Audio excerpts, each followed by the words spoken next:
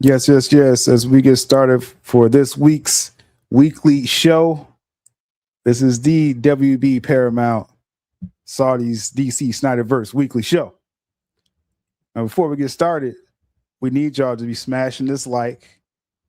This is a transactional stream. We need some likes. We need activity. Make sure you subscribe. We're going to start this countdown and get the show started. Started off, come in the door smashing that like. And we got some interesting topics for y'all this weekend. So let's go ahead without further ado, the weekly show.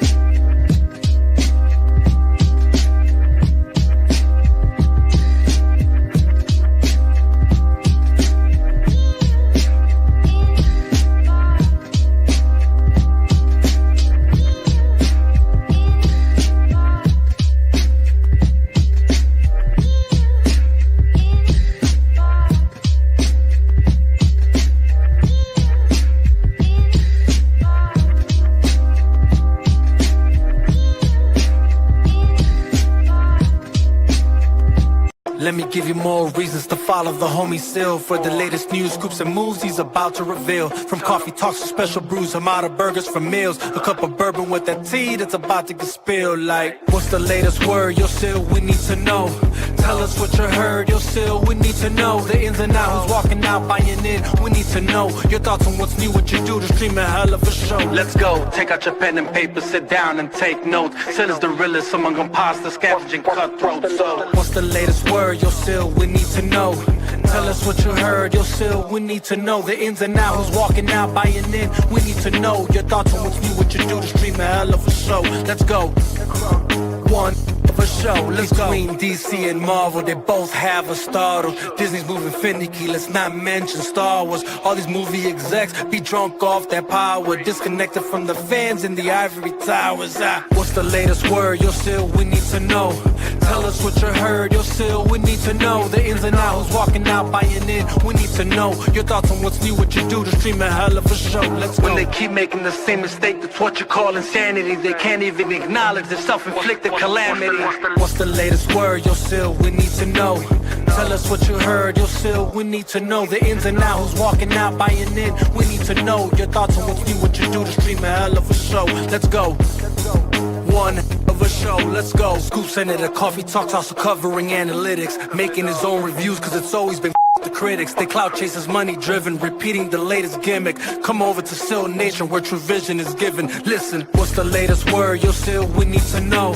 Tell us what you heard, yo, Sil, we need to know. The ins and outs, who's walking out, buying in, we need to know. Your thoughts on what's new, what you do to stream a hell of a show. Let's go. Let's not forget Mikey's son, always special to the crew. From day one when him and Sil got together for special brew. What's the latest word, yo, Sil, we need to know. Tell us what you heard, yo, Sil, we need to know. The ins and outs, who's walking out, buying in, we need to know. Your thoughts on what's new, what you do to stream a hell of a show. Let's go. One of a show, I guess I'll finish on this note. When the niggas go flip mode, they turn gremlins, I'm gizmo. Come from my people, my kinfolk. For them I ride for and kill for. With this till I'm skillful, you can really escalate till it all goes abysmal. What's the latest word? Yo, still we need to know.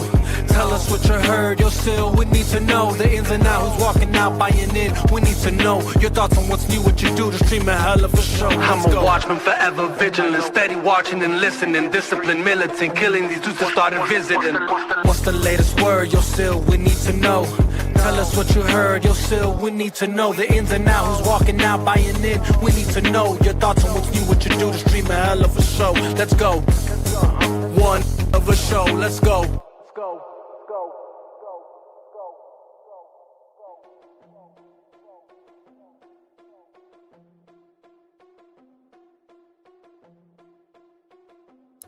Yes, yes, yes. This is the weekly show. As I said on the top, y'all need to come in here smashing that like, showing that engagement. This is the WB Paramount Saudi's DC Snyderverse weekly show. Much love to Sil Nation. Some interesting topics today. Per usual, we're always looking ahead to the Paramount deal closing. We got little updates with that. Obviously, we always talk about Restore, but also other topics we have. Matt Reeves broke the internet. Matt Reeves trended instantly with a simple behind-the-scenes picture. It didn't even show Batman, and the crowd went wild. We're going to talk about Batman Part 2, the biggest DC project probably since the Snyder Cut. Man of Tomorrow does have some updates. We have DC updates. There's still GUNN fans, I think, that watches the show. They got upset the last month or so, but we got to keep it real. And Lanterns, another small update with that as well too, or anti-update. I don't know. Again, the latest with the Paramount WB deal, and it was always about Restore on this platform. Much love to the chat, Sil Nation. We got Adrian in the chat. Again, come in, smashing that like button. We want the engagement. We want the activity. We carved out this time, Saturdays, noon Eastern Standard Time, to give you the facts about the deal. The latest was Zack Snyder teasing DC. But we need y'all to do y'all part, and that's smashing the like, and that's making sure you subscribe. For sure. We see Yovik in the chat. I saw Adrian. Let me get my screen together here. We got Nightmare Visions. Come on in. Bayona was good.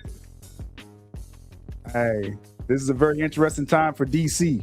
For sure. Let's get the comments on the screen here. Y'all see the schedule. So like I said, we're just gonna get into it. So before we get into the topics, this is the weekend, so we're gonna have a little update. We want to give y'all concerning the box office, of course. Box office battle.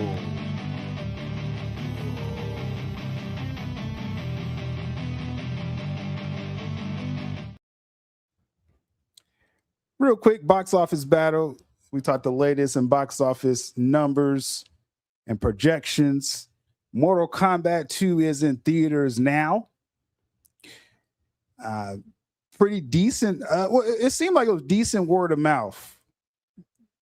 And then you had the Friday crowd. They saw the film. Audience score is at a B.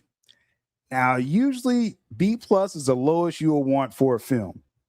If you get under a B plus, then that means maybe the word of mouth won't be there. It'll be front loaded if people show up early. People are showing up for this film. It's just, I wonder if it'll have the legs to really carry this over, right? I'm going to check it out today. But having a B, and then you still have the Michael movie in theaters, and then the Devil Wears Prada Part 2 has had some good word of mouth for that, and that's had a good start. So what the interesting thing is, the Friday numbers came in, and just for Friday alone, Mortal Kombat 2 got 12 million. Devil Wears Prada got 11 million. Michael movie got 9 million. So all these films are hovered around 10 million for Friday, meaning it's a pretty open race for the weekend. Because this week started off, it was like, okay, Mortal Kombat easily getting 50 million. Well, now they'll be happy to break 40. Devil Wears Prada 2 has been holding up really strong this week, and they're already in the profit, I think. They're making a lot of money with that film. And then, of course, we know what Michael movie's been doing worldwide. So how I think this is going to go, I think Mortal Kombat 2 is going to get about 40 million for this weekend. Devil Wears Prada 2 will probably press it. And then I think Michael will hover just under that, probably around like 30 million for that. So we shall see. We shall see, right? But I think this is a good weekend. It's something, a film in the theaters for everyone. So at the end of the day, I know people getting really territorial with some of these films. I don't care. Like I was talking online. I just always just report the numbers. I just say, hey, this is the numbers, and this is what the films are doing. And people was like, oh, Disney's not happy with Devil Wears Prada. And I'm like, bro, I really don't care. Okay. It's making money. They only spent like 100 million on Devil Wears Prada, and it's already in a profit. They're making money. Michael movie is already, I think, in a profit now this weekend. Mortal Kombat 2, I think, is going to make some decent money. So it's something in there for everyone. That's how I feel. Going to be interesting if Supergirl gets a cinema score B or under. That is going to be interesting. If I'm going to venture out and say Supergirl will probably get a B+, which would be, just enough of an audience reaction. I don't think the film's going to be like a real crowd pleaser. From the CinemaCon footage and what people's been saying, I'm like, I wonder if the hype's going to be there, right? Jovic says, I watched Michael and my family yesterday. Everyone enjoyed it. Yeah, definitely. I think it's going to be a lot of repeat viewership for the Michael film. For sure. Mortal Kombat 2 was all right. Yeah, that's kind of what's kind of hovering. Like, it's, I heard it's definitely better than the first one. So that's definitely something to keep in mind as well. And I hear Jules in my ear. What's going on, Jules? Hey, so you started without me? Oh, I get a runway for you, to come in and slide on in here. But we got 3 films in theaters this weekend, Jules, and something for everyone, right? I think you're a pretty big fan of the Devil Wears Prada franchise, right? Yeah, I mean, it was only one movie until now, but yeah, eventually I'll get to watching it. Right. And so right now, I was telling them all these films are kind of hovering around the same numbers. So it can, any of these films could win this weekend, but it's good for theaters overall that there's a lot of variety out there for them. So good stuff with that. And yeah, I mean, I saw a stat. I saw a stat not too long ago on Twitter. Was basically the theaters are having quite the resurgence. Like the box offices are making the most numbers that they basically back to make what they were pre-COVID. So that's great news. Yeah, for sure. And yeah, definitely a lot of repeat viewership for the Michael movie. I may go see it again myself. And like I said, I'm going to definitely check out Mortal Kombat, I think today. I think I might have time to check it out today. So interesting stuff. So now that the panel is complete, just another reminder to smash that like. Make sure you subscribe. We want that activity. We want that overall. And I definitely appreciate the turnout so far. So we got the topics here, and we're just going to come out off the top ropes because someone broke the internet a couple of days ago, Jules. I don't know if you were active online a couple of days ago. Matt Reeves dropped a new picture or the first shot of the Batman Part 2, and the crowd went wild, right? Let's see. Do I have that? I should have the picture here. Now I'm talking about it. I did not see that. I have not been online much this past week, just to be fair. Yeah, it just was a simple camera test of the Batmobile driving in snow. And people just lost it. They were just like, something. I don't know if it was the Penguin TV show, but there has been a sudden, I will say, surge, because it's not a resurgence, of interest in this universe, because when the Batman first came out, everyone was basically on the same page saying that it was a snooze fest. Like, it wasn't particularly bad, but it just was boring. But now all of a sudden there's like hype for this sequel, and I'm kind of surprised by it. And now I'm wondering if it's because of the Penguin. I think the Penguin plays a huge part. I mean, that's what got me on board just for this crime saga world, because like I said, I nearly fell asleep on the first Batman in theaters. I don't know anyone personally that actually like was like, yeah, that was a great Batman movie. Like, everyone was just like, yeah, it was okay.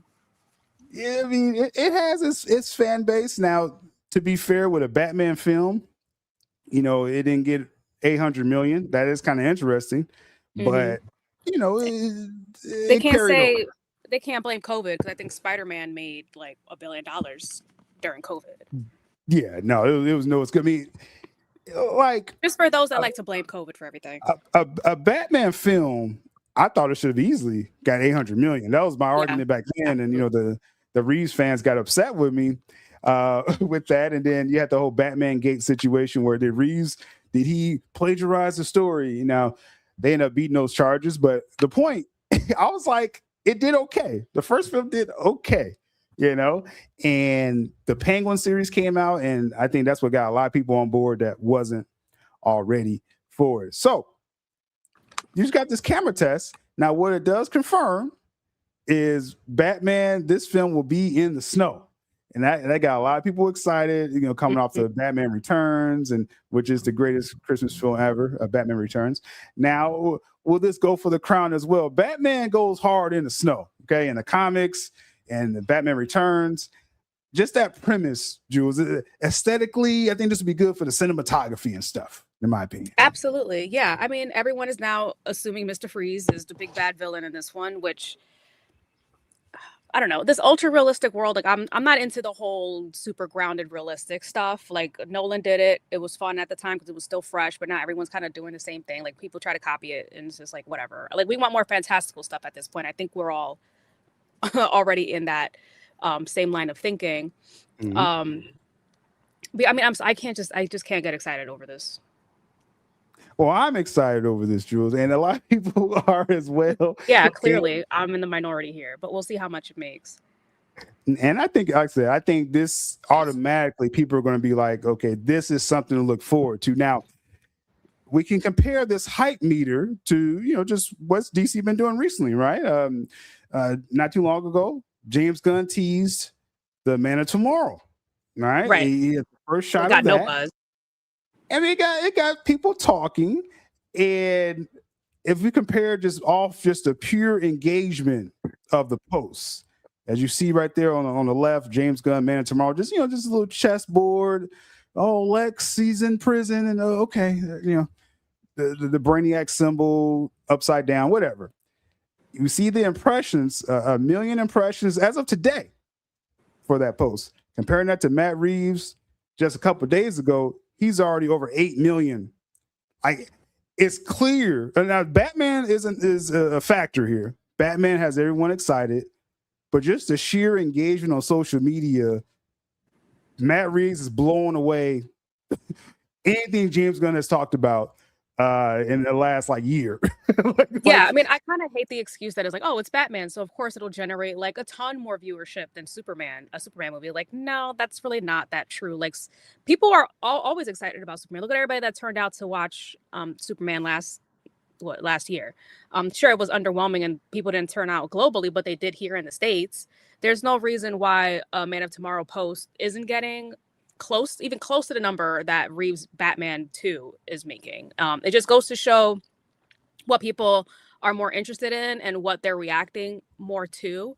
Again, this is a complete opposite, right? One movie, people are just obviously underwhelmed and just completely lost interest, and now they've all kind of reverted to, well, let's go take a look at what Matt Reeves is doing with Batman. That is nowhere near as bad as what Gunn is doing. Let's go back to Matt Reeves, who actually knows how to make a movie. Yeah, and like I said, I mean, some of this hype, it is built in to Batman. That's part of the equation. But again, I'm gonna give credit to Reeves building out his world, his Batverse with the Penguin, and again, that's got more eyes on it. And you see the talk around these pictures. When Gunn did the chessboard thing, it was just kind of like, okay, you're doing, you got him in prison. Okay, we understand it's a Lex and Superman movie, whatever. And people zoomed in on that symbol. Okay, Brainiac.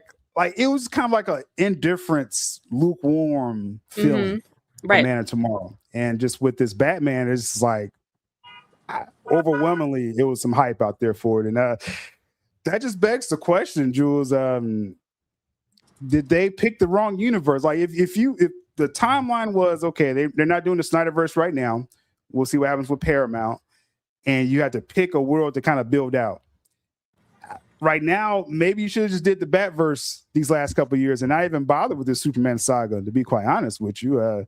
It's kind of what I'm feeling. Because if you're doing the spinoff shows and then you could do another spinoff, a Catwoman film, maybe they would be better off right now if they did that. Yeah, I mean, that seems to be the obvious choice, but there's a couple questions that come along with it. One was, did Reeve even want the job, right? Like, did he want to be the head of DCU or whatever he would have called it? Second point is, he was going through some personal stuff recently. So that would also lean towards, would he even want the job? And second part of that would be, did he even have the time for it? Like, let's look at how long it even took for him to make this sequel. Like, it's a crazy amount of time. Gunn already churned out a few projects in the same manner of time that Reeves, made the Penguin, and now he's making the Batman too. So I don't see how much they really would have been able to do. Of course, they would have been able to get other creators in to direct other things and hopefully write other projects. But I think it would have been a lot for him to oversee the entire universe just based on his pace of working. Just my theory is, if we're talking about Reeves, just his Batverse, his crime saga, he delegated the Penguin show to Lauren LaFranc. She did some of the best stuff with Agents of S.H.I.E.L.D. And supposedly, according to the Writers Guild, somebody's writing the Penguin season 2 right now. They're credited. So I think we're getting season 2. I think they want to get this in production before, Paramount deal, because you never know what's going to change if Paramount gets this. So you want to get this show out. So I think what Reeves could have did, again, instead of rushing this whole, and I understand why they pushed this placeholder universe. It was to showcase DC for what they're doing now, selling Warner Brothers. But if they would have just did the Batverse, you have Batman Part 1, you have that team delegated to do the Penguin, you could have had someone delegated to do the Catwoman spinoff, because she went to Bloodhaven at the end of the Batman Part 1. You could have had a whole Robin story. You could have done all kinds of stuff with that. And so Reeves, he could have overseen just that and delegate other directors and writers, just like he did Penguin. That's my theory, what they should have did with that. Because right now with Superman, I'm just going off the hype meter alone.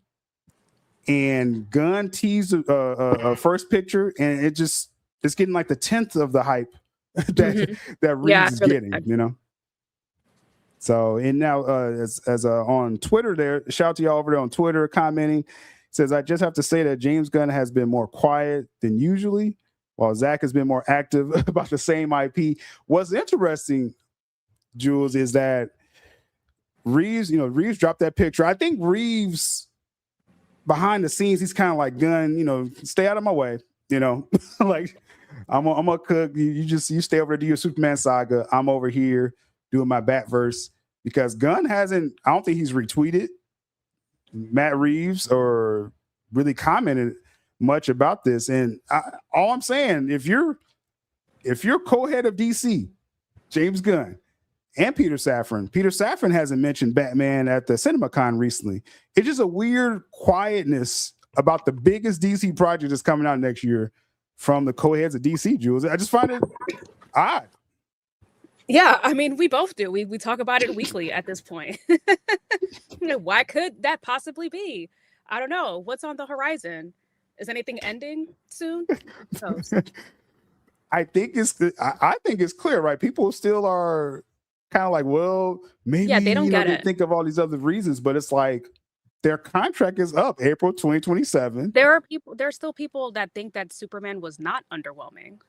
No matter, like, I don't know if they live in their bubble, but no matter how many reliable sources come out saying that it underwhelmed, Even though it made a profit, sure, but that doesn't mean that it's not underwhelming. It's like barely made its money back, if it even did, because we don't even trust those numbers either. Once you tie in the marketing spend, is like, you know, maybe they just went over breaking even, right? So yeah, it's crazy. People still don't understand why Gunn is probably a little bit more quiet than usual, probably a little bit more defensive than usual. He doesn't seem as happy-go-lucky, right? Or like excited about his projects.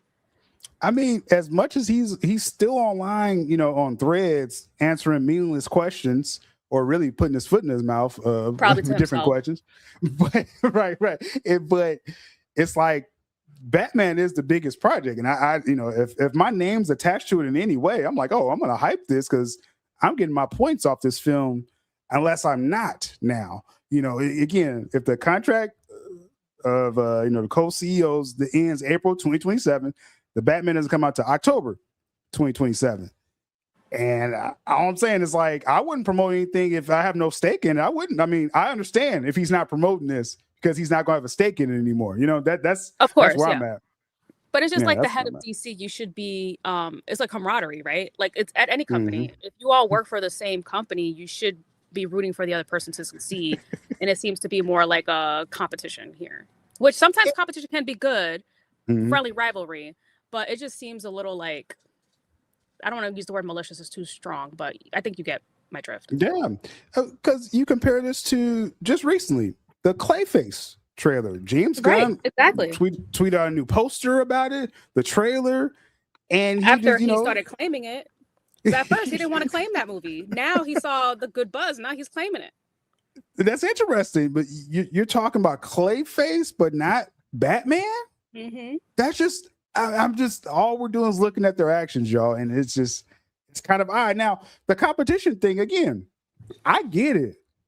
You know, if I try to put out something and I think it's hot, you know, Man of Tomorrow, Brainiac, and people are lukewarm, and then Reeves just drops just like a casual camera test picture, and then everyone goes wild, I'm gonna feel some kind of way, right? If I'm James Gunn, I am gonna feel like, the streets don't got love, you know, for my Superman. I mean, that's a very human response, actually, James Gunn.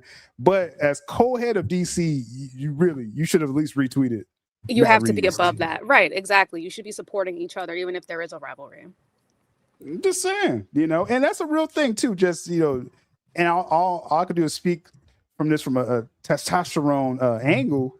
Yeah, it's an obvious competition here. Like, again, you know, you got something hotter on the block than me right now. I do feel some kind of way. If I'm James Gunn, I would be like, man, you know, but you know what a real competitor would do? They would just be his game up.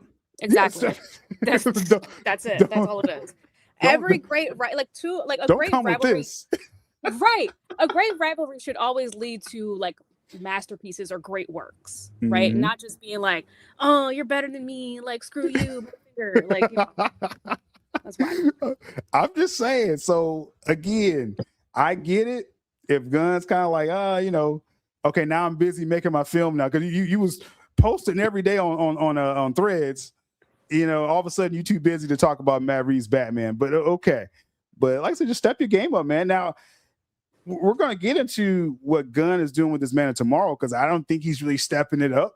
We'll talk about that in just a moment. But final thoughts with Batman Part 2, Jules. You know, you were kind of lukewarm on the first one. I don't think you saw the Penguin, so you just kind of like wait to see, right? I was actually excited about the first one, honestly. I mean, a lot of that excitement wore off when they casted Robert Pattinson, like a lot of it, but I still wanted to give it a try, because I know Matt Reeves is a filmmaker's filmmaker, right? He actually cares about movies. So when I watched it, I was just so bored.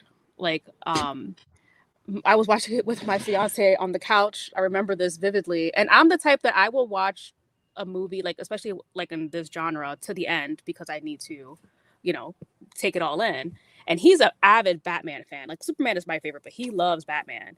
He fell asleep like midway through, like snoring out. Like, I look over and dude is like out cold.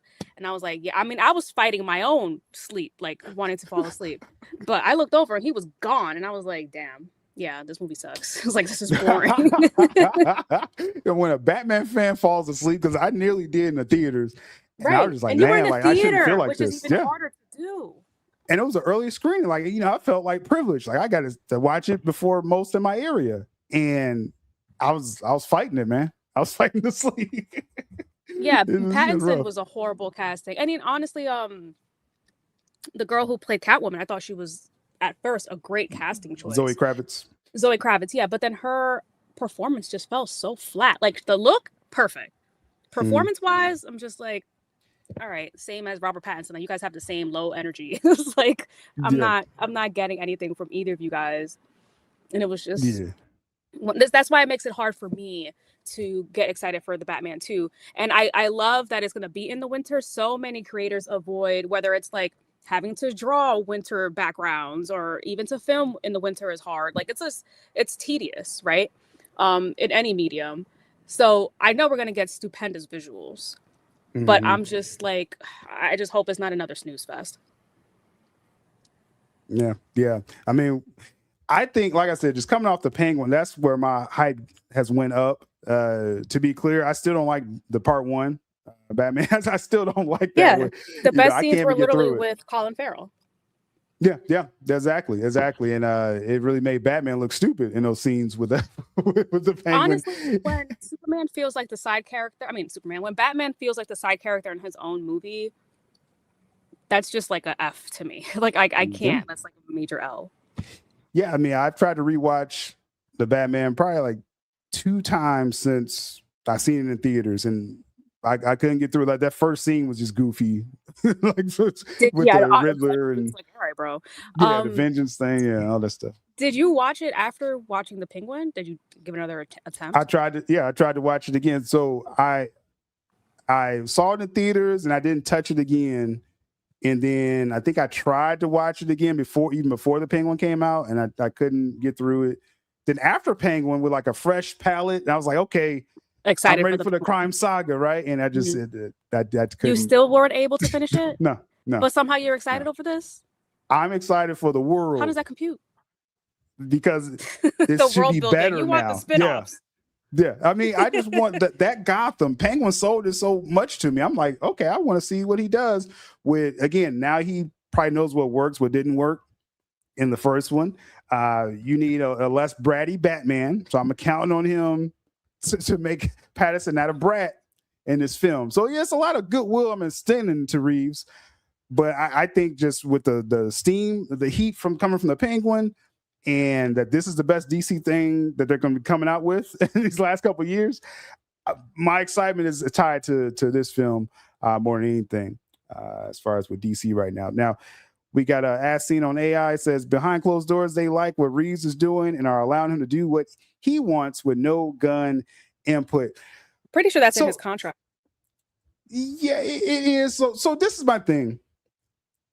When Gunn and Safran became co-head of DC Studios at the end of 2022, Gunn immediately was like, "Oh, we're going to stamp our logo on the Penguin."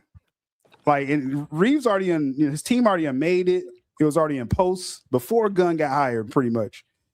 And Gunn came in trying to take credit for Penguin, like right off the bat. And I think that's what surprise. Yeah, that's what got things kind of weird with him and Reeves. I think right off the bat, Reeves like, "Oh no, like, bro, where did you come from?" And you if that's like the first time of them not only probably meeting, but like first time working together, that's like such a major red flag. Mm-hmm. Yeah. It's like, and I think Reeves is like, again, per his contract, he doesn't need any input. And I just, my theory, Jules, is that I think Reeves behind this. This may be a stretch, but I think Reeves set this up so this film, Batman Part 2, will come out after Gunn's contract expires. Like, I think he just waited him out. That petty. Yeah, I think he's that petty. Like, it'd be masterful if that was his plan. If it ever comes out, like, oh, much respect to you, bro. I'm just saying, like, I'm finding reasons to like Reeves. I'm like, hey, I know we had a tough Part 1. Reeves fans are still mad at me. You still have some bots that pop up and like, "Oh, sylabdul, you didn't like Part 1. I had a scathing review of Part 1. Like, I went to see the early screening. I came home immediately and fired up my review. I mean, And- yeah, I don't blame you. That like, why are you falling asleep? A Batman movie? The worst of Batman movies are at minimal entertaining. Man, That's not entertaining. I remember the I'd structure of rather that watch video. The Schumacher movies versus watch the Batman. And At least I'm- Schumacher movies are hot. Yeah. Yeah, So I'm gonna be entertained at minimum. the structure of my review, I was like the good, the bad, and the ugly. Like I remember, and like it ticked off all the Reeves fans, but it wasn't a lot of good in my review. It was a lot of ugly. Most of it was Batman himself. As far as the ugly in that film, It's going to be interesting to see if he did make any changes from the Batman one to this one. It's been so much time in between. Mhm. Hopefully, he got the girl that wrote the Penguin involved at some parts to help out here and there, because obviously she did a great job. Yeah. I think like I said, I'm giving this film a lot of goodwill because of just the circumstances of DC right now. I think that's what a lot of my emotions are with this. They need to win. Yeah. We need this Batman. Come on, Reeves. I know you took all this time and you masterfully set this up so Gunn will be out of your way when it's like if Gunn's contract is really done in April, he won't be around your press tours, all in your videos. He won't be anywhere near you. I mean, It's he might masterful. not even be in any of the press tours for his own movie, if we're being honest. Well, he's still a director and writer.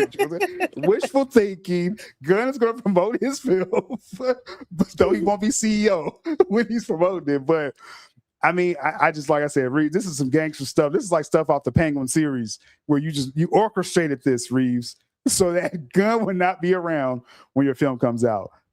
Perfect. We have Bayona Rad says, if Scarlett Johansson is cast as Two-Face, you'd be okay with it? Well, why would first off, be she's not. that's so random? Why would we be okay with that? And why is that even like? What made you think of this question or this statement? She's not Two-Face. Sebastian Stan. Oh, has right, been because she's cast. in the movie, isn't she? Yeah. She's I think she's playing the Harvey's wife, I think, if I'm not mistaken. But Okay. people think it's like, all the stuff is original take. So Reeves may be taking something from like the Mask of Phantasm and molding it with a Two-Face backstory and stuff like that. So we'll see. Right? Wait, is there absolutely no Mr. Freeze in this? I'm not expecting Mr. Freeze, actually.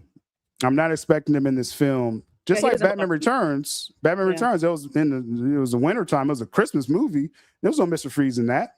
Now, that was before Mr. Freeze really got popular when the Batman animated series came out later that year.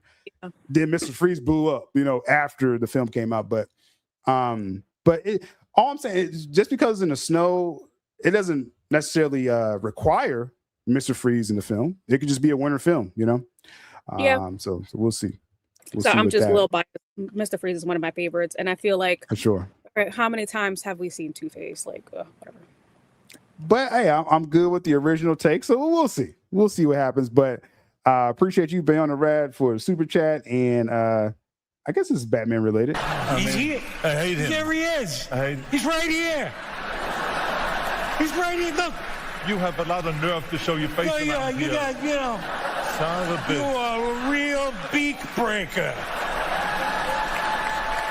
You better believe it. Pal. That was a great moment. That's great. Yeah, and him and Keaton keeping up with his Batman frown. Like, that's perfect. Keaton, yeah, and like I said, he's my second favorite live action Batman. Obviously, Batfleck's number one. Absolutely. If anyone has any other order in those top two, you're wrong. I don't care what you say.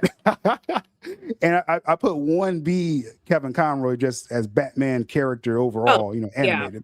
Well, then if he's included, then I'm putting him probably one or two. Yeah, well, I do 1A, 1B with that, and then like I said, Keaton's my second favorite as far as live action. I know a lot of people didn't like the Flash film, but I like all the Keaton parts in that film. So not to start a fight with people on that, but so anyway, Get a lot of backlash if you clip this.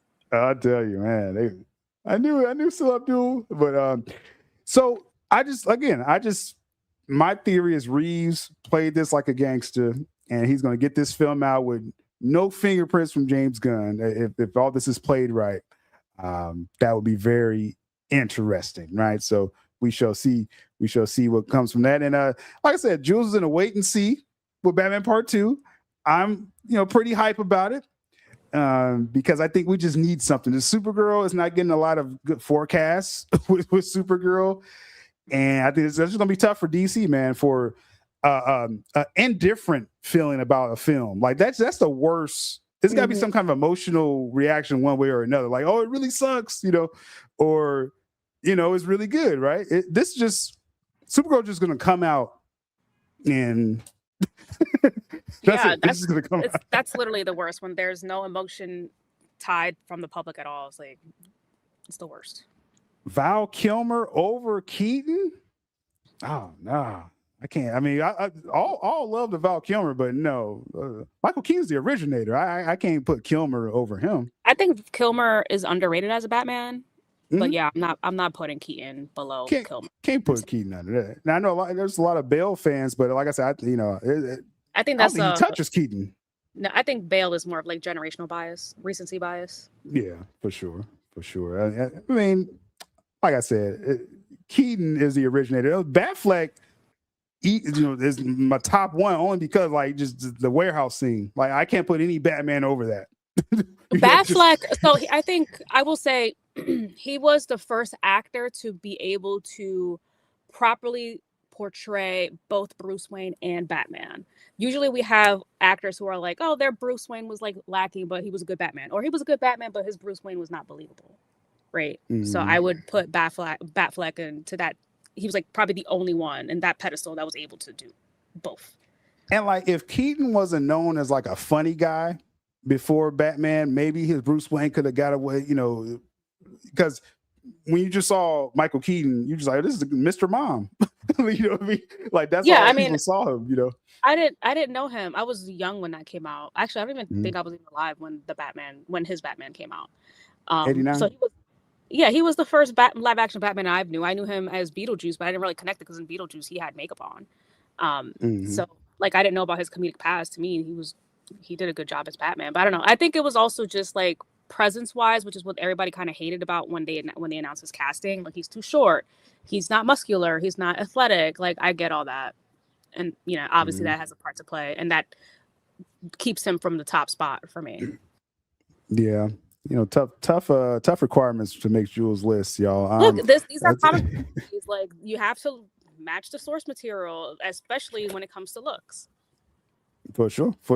We got Amari Daniels agreeing with the Heart of Ice, the Mr. Freeze animated series episode. I think we all instantly was like, oh, Mr. Freeze is the man, like just off that one episode. And the Mr. Freeze story is more of a tragedy, and I think that's why we love it, because it's just so well done. Yeah, for sure. See, Amari says, I got the Supergirl trailer when I saw Mortal Kombat 2. No real reaction from my audience. A couple next to me just went, nah. Are you sure that wasn't you, Amari, that said nah? I mean, all I'm saying is like with Supergirl, they had a chance to, I wouldn't say they had a chance. I don't think this should have been the second film. It's bad timing. Yeah, absolutely. Yeah. It was just bad strategy. It was just like whatever. It sounds like he just picked out names out of a hat and was like, yeah, I like that one. Let's go with that one next. Like it doesn't make any sense in the grand scheme of things. Yeah. I mean, as we kind of concluded, plan. There's really no DCU plan. You know what I mean? So he, like you say, he just like, okay, this script's ready. Okay, let's hurry up and get this in production. But what about the overall story? Yeah. just do your movie. You know what I mean? It's like, okay, there's no lead in. Yeah. So I can't really trust Gunn and this slate, non-existent slate that he has going on here. So like I said, with this overall, I think that the hype enough is there for DC. I think the Paramount is seeing this going into it. WB overall, they see that all their money is made with Batman. And so I got a good feeling about part 2. I think they're going to do a good job on that overall. So yeah, it'll definitely make money. Yeah. And it has to, it definitely has to deliver. Like because I think with like Man of Tomorrow, and we're kind of getting to Man of Tomorrow now, because it's like, I think they're going to repeat business, right? With, you had yeah, Superman 2025. Now you're saying, oh, Brainiac's coming in the film, and we're up in the ante, and you know, it's a Superman and Lex story. Nothing's really popping off Man of Tomorrow. In my They need opinion. to have a crazy good trailer because there's been no hype. I mean, and that's one just based off reaction and hype. You know, again, with all Reeves had to do was do Batmobile in the snow. Right. People lost their mind. And it's basically just what, like an old Mustang. It doesn't really have any indications of a Batmobile, like a classic Batmobile that we all know. But we know, like, oh, it's from Matt Reeves. We know it's from Batman. Yeah, and it's still got. So that slapped enough for people to be like, okay, like I got my fix. We'll see what happens, you know, when he films some more stuff with GUNN. He's not really getting that same effect, right? So I think it's going to be just repeat business for Man of Tomorrow. But with Reeves Batman Part 2, I think guaranteed it's going to make more money than it did the first one. I think the first one did like 770. It should. Guaranteed. People are hungry for a good movie, like a good superhero movie. It's Batman. It's Batman, yeah. I mean, it should at least make 800. I think it will. Oh yeah, I think it has to definitely make at least 800. But again, the hype, the buzz is there, so I think they could ride this and just make sure Pattinson's not a brat, and I won't complain too much on this film. So Pattinson really is I would give the movie a much better, I would have more hope in it if Pattinson just was not Batman. Yeah. It's just so frustrating that he was even cast. That's been a tough thing for me the entire time. Is the whole Pattinson angle. Just in the first film, I just hated how he looked. Just his face. I think that he refused to work out. He just looked like he didn't want to be there all the time. Just doing the bare minimum. It was annoying. And then, he's being a punk to Alfred. That upset me in the film. And then his Batman, he didn't have that mysterious, just showing up in the room. He was walking through the front door. That really just irked me. I'm like, Batman doesn't just walk through a front door. What are you knocking on the door for? He's just gonna pop up or sling down or something. It's gonna be something weird. Hold on, I'll be right back. Yeah. So that's what upset me. And I'm not trying to retread my negative feelings of part one, but it's just his Batman had no aura, as the kids would say now. I wasn't feeling it. But again, Reeves opened up this world in Penguin. I'm giving this world a chance with that. So Bayona says if the Batman Part 2 is not able to make over 800 million or near 1 billion, I think at least 800. I think it'll make at least 800. They have to find a way to get Huntress or Black Canary in a Batman film. I like Catwoman, but there are super dope female villains.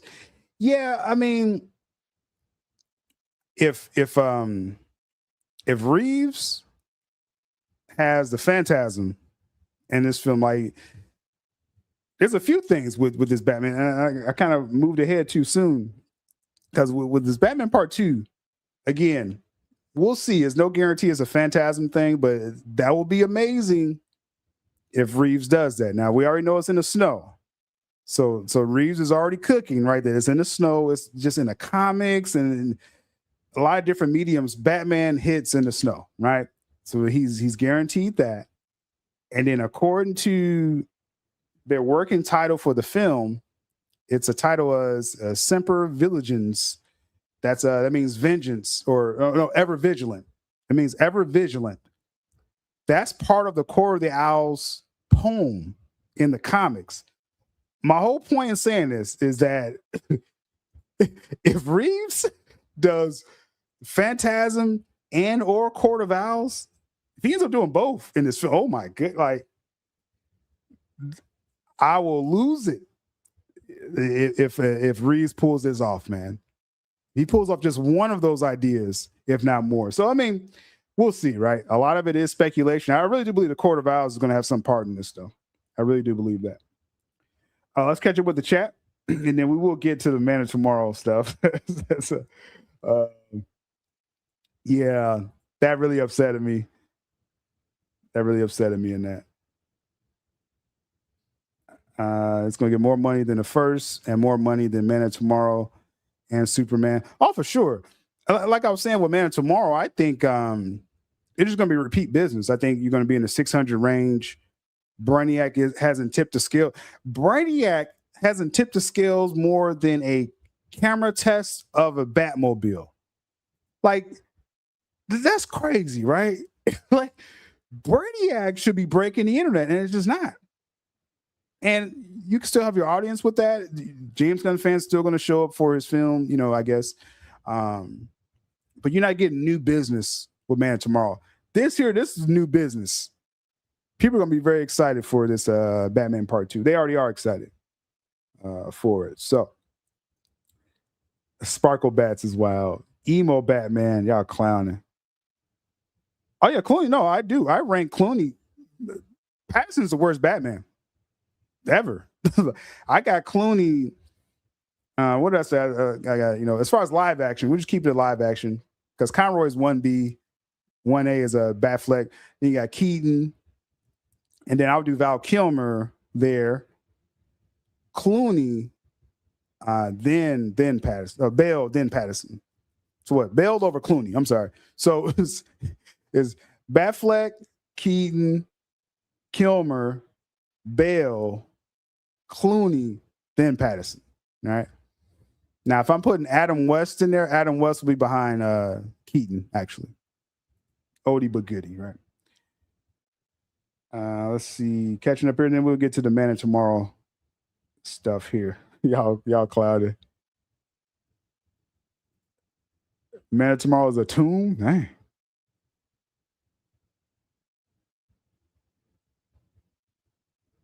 All right. Okay, so let's get to the Man of Tomorrow.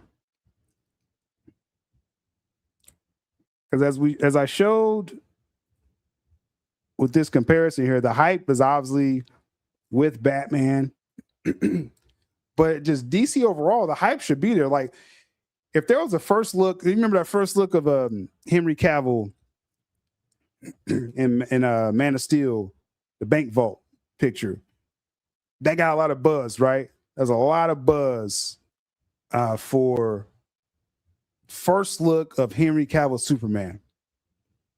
And then you got, again, this first look of Matt Reeves Batman Part 2. Just the hype is there. With Gunn, it's just again, indifference. We got a Latino slant. Shout out to you. I haven't talked to you in a minute, man. We got to chop it up on some pop culture. It's great to see you live. Give Ben his own Batman film for sure. Make the Batfleck movie. Shout out to Latino Slant. For sure. And I gotta connect with you, man. Much appreciated. Let's give him the epic drop.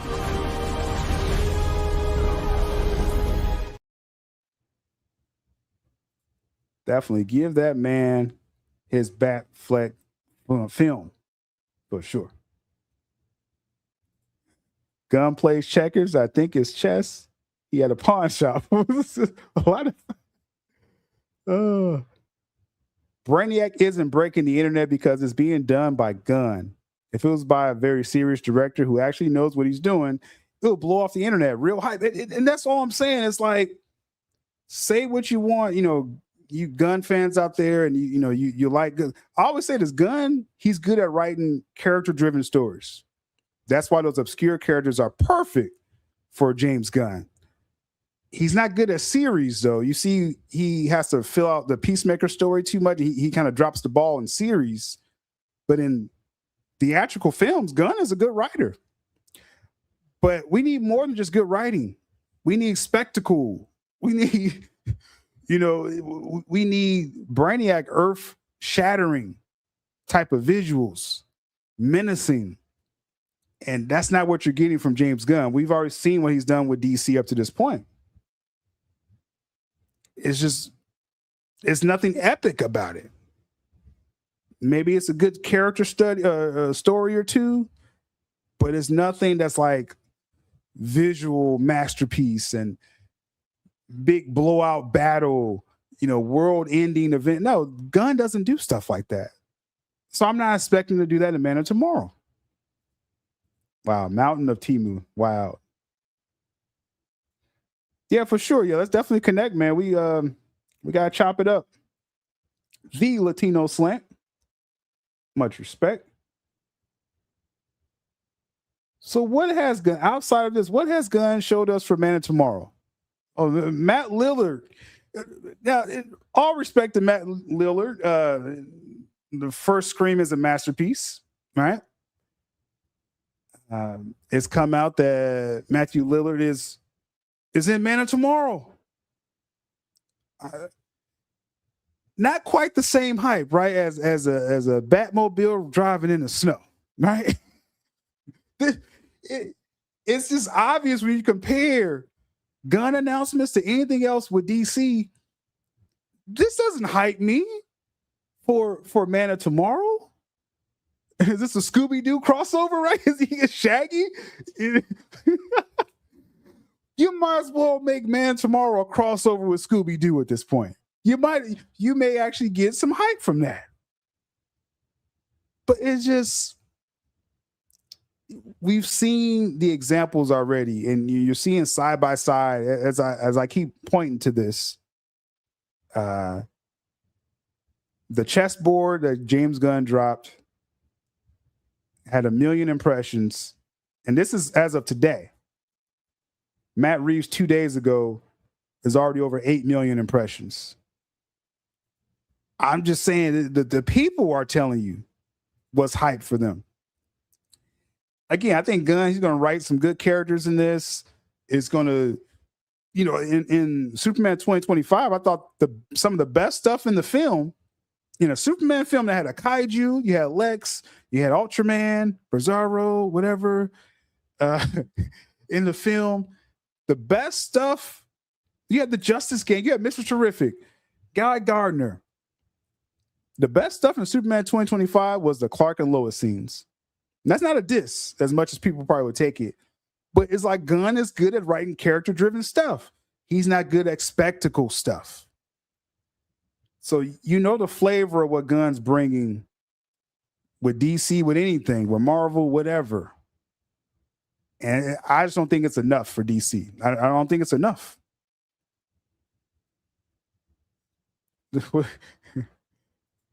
Ultra Instinct Shaggy.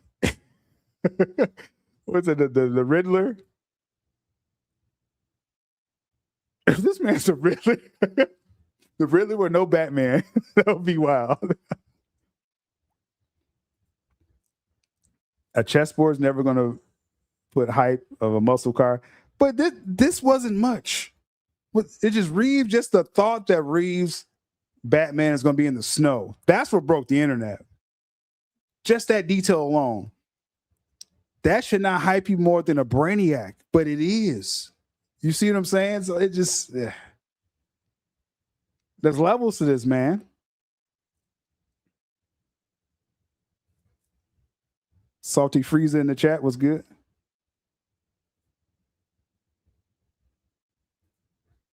Man, tomorrow with Scooby-Doo. Why not? I think this film will easily make over 800 million. If you cross over Man Tomorrow with Scooby-Doo, I'm serious. I'm dead serious when I say this. They may break the internet.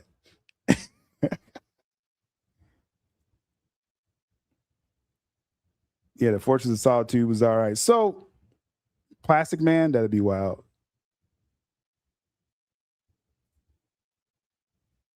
Clark whining and crying his way through an existential crisis with his girlfriend isn't what I call a masterclass. No, I just thought that was some of the best stuff in the film, just their interaction. Yeah, a lot of people didn't like how moody Clark was, but that's all I'm saying is that was some of the best stuff in the film, though. That's all I'm saying. I'm not saying that was like peak Clark, but aside with everything else in the film, those were the best scenes. And that shouldn't be the case in a Superman film. Reeves is darker in his color, his image, because it leaves us thinking, while Gunn is being goofy. And like I said, the numbers are showing, where the hype is at. We got to see Clark be Clark. Yeah, and again, I've always said for the long, I was like, Gunn, he writes good character-driven stuff, but we need more, right? So that's one thing. It wasn't enough Super and Superman. Then you have stuff like this, like the Daily Planet is going to return in Man of Tomorrow. this isn't hype, bro. This isn't the hype. This is like, what are we teasing here?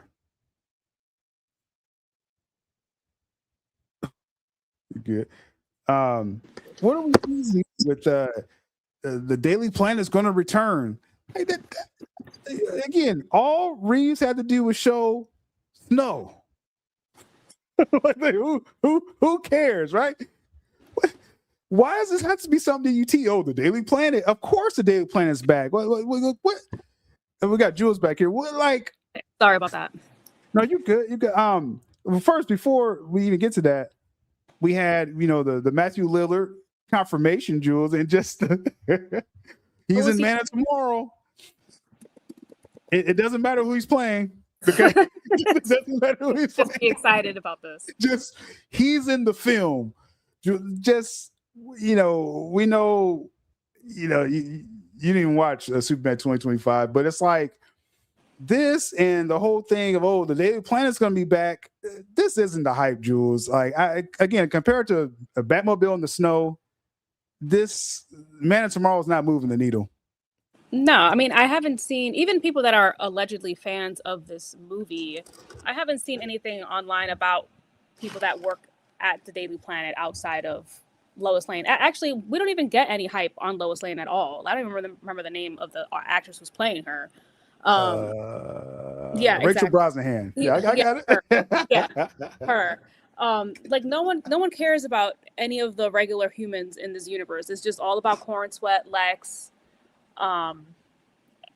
the Justice Gang, and that's all I see people talking about. Now, would you think if with Man of Tomorrow, what if this is a Scooby-Doo crossover? Wouldn't that be more hype than what I'm just saying, right? Wouldn't that be more hype though? They're all under Warner Brothers. It's not impossible. Why not? Bring it back as future Shaggy, Matthew Lillard. I think you'll get over 800 million. He stopped smoking, and it's like maybe not. No, he probably just does it on the weekends now. So I mean, this is what we're left with. Like the people are showing you with the numbers. The interest is obviously is Batman, yes, but it's more aura with what Reeves is doing compared to Man of Tomorrow, or lack of aura. Mm-hmm. And this is all on James Gunn. And I'm sorry, if you're Paramount coming into the door, you gotta be like, okay, the hype really ain't there for the Superman saga, guys. Just saying. So we got super chat here. Nightmare Vision says, wouldn't Superman 2 be more interesting if it was actually Superman Scooby-Doo crossover? It's WB. They literally have the IP sitting right there. All I'm saying is like, you do the Man of Tomorrow, do your Brainiac, do your goofy stuff, and then put in Scooby-Doo in the gang. 800 million right there. I'm telling you. I mean, his target audience usually is our children, right? So there you go. Hey, that was some extra. That was some extra right there. That way, man. I'm just saying, James Gunn, like, as Kendrick Lamar would say, the joke's on you. Ha ha, joke's on you. High five. I'm bulletproof. I'm just saying, everyone's laughing. James Gunn. This isn't hype. This isn't the real hype that people want for DC. This is your corner of DC, and there's a place. I argue, Jules, there's a place for James Gunn's obscure, character-driven stuff with obscure characters. Mm-hmm. I think he can make a living off of that. It won't be blockbuster success or anything like that. I mean, the whole ragtag Guardians of the Galaxy, that was perfect for his type of humor. We know Nicole Perman built it, but that's his lane. Yeah, something that doesn't really have a fandom, right? Like not a mainstream type character. Something more obscure, like you said, where people don't really care that much about the lore. You're just introducing this character to the public in a sense. Exactly. And so that's just, I mean, it's a shame. I mean, we're just counting down these days to the end of this contract. Unless something drastic happens, this will all be over. I would say April 2027, but Man, Tomorrow comes out, I think, next June or July. So we got another year until this We is do. We probably have to over. talk about this for another year. Yes, we have to. It's contractually, Jules. We do have to talk about this for for the next year. Scooby-Doo alone would take down Brainiac. It's Brainiac, yeah. I believe Scooby and Scrappy would take out Brainiac in Gunn's world. Oh my goodness. That's just Scooby-Doo would probably also get kidnapped in Gunn's world, and then he'll find a way to escape, and then he'll take down Brainiac. unreal. So what's Superman doing this whole time? Superman's not going to take anybody. Not Lois. He's yelling at Lois. She's trying to help him, and he don't like it. They have another argument. And all I was saying in that 2025 film, Jules, of all the stuff in that Superman film, you have the kaiju, you have Ultraman, Bizarro, Justice Gang, Mr. Terrific, Guy Gardner. I think the best scenes in that film was the Clark and Lois argument. It actually, I don't know what that says for the whole film. That's not good. I think those were the best scenes in the film. It's like, Black Adam trailer beat Supergirl second trailer in views. I can believe it. Y'all know how I feel about Black Adam. I'm very biased, but I mean, really, the Black Adam movie looks like a masterpiece compared to whatever Gunn has given us. it's a shame because we at least would have got the, couple Cavill appearances. Now, some people didn't want to even see the Gunn, or not the Gunn, the Rock verse, which is what you would have got if Black Adam, really hit. And then you still would have to one last ride the Snyderverse as well. Obviously, I'd rather that timeline than what we're getting now. I feel like if fans knew that back then, there would have been a much bigger turnout. It was like people were just boycotting because we didn't know any better, basically. Imagine we over here clowning Man tomorrow and it turns out to be fire. We already know what this film is going to be. What is this? There's no imagining. We know it's impossible. We know James Gunn style. Just coming from Marvel. You saw the Suicide Squad, some of y'all, because they didn't do well in the theaters. But Superman 2025, we know Gunn style. He's not doing anything different. No, everything is all copy paste tone of the tone of the film, the color palette, acting choices, whatever. Everything is exactly the same. Mm-hmm. I'm just saying. Yeah, absolutely. I would bring The Rock back as Black Adam. Why not? Where's the dog? I don't have that drop anymore. That was a funny one. Where's Scooby? Where's the dog? you could just replay the story. Like not Crypto's not there. Now it's Scooby. Where's the dog? Oh my goodness. So that's the state of DC, right? These are the polar opposites. The anti-hype of Men of Tomorrow, extreme hype of Batman Part 2. My favorite tone from Gunn was his take on Ronan the Accuser. I would like more of that tone. I mean, was that in the first Guardians? I think so. I think it was the first Guardians, right? But again, a lot of credit goes to Nicole Perlman, but that fit Gunn's tone. I would agree with that overall. So Gunn crippled the Squad, Flash, and depowered Superman. No chance Man of Tomorrow's fire. Yeah. I mean, basically. And not even saying like, is it fire? Is it good? Is it not? It just, we know what tone we're getting. Right. And it's not a tone that resonates with the general audience. People are moving away from the campy goofiness, family-friendly fun that Marvel has forced us into, and people want to see more traditional, more mature themes. I'm just saying, Gunn, we need a Shaggy joke in Man of Tomorrow. Like, you got to go all out right now. This your last shot. Do the Scooby Shaggy crossover. Go for it all, man, because your contract's about to be up. So go for the gusto, Man of Tomorrow. Now, if that wasn't enough of DCU today, we still have more with DCU. One of our favorite topics, this is one topic that has Jules really famous online, is her take on the Lanterns. And what's new with the crapshoot? So we understand the whole Lindelof, Damon Lindelof, he was basically, saying Lanterns is a joke. Comic books are a joke. I don't take it seriously. You know, why call it Green Lanterns? Like, what are we doing? And then the great writer Grant Morrison was like, bro, why would you even joke about the IP? You know, and then he came out and apologized, right? So we covered that whole saga.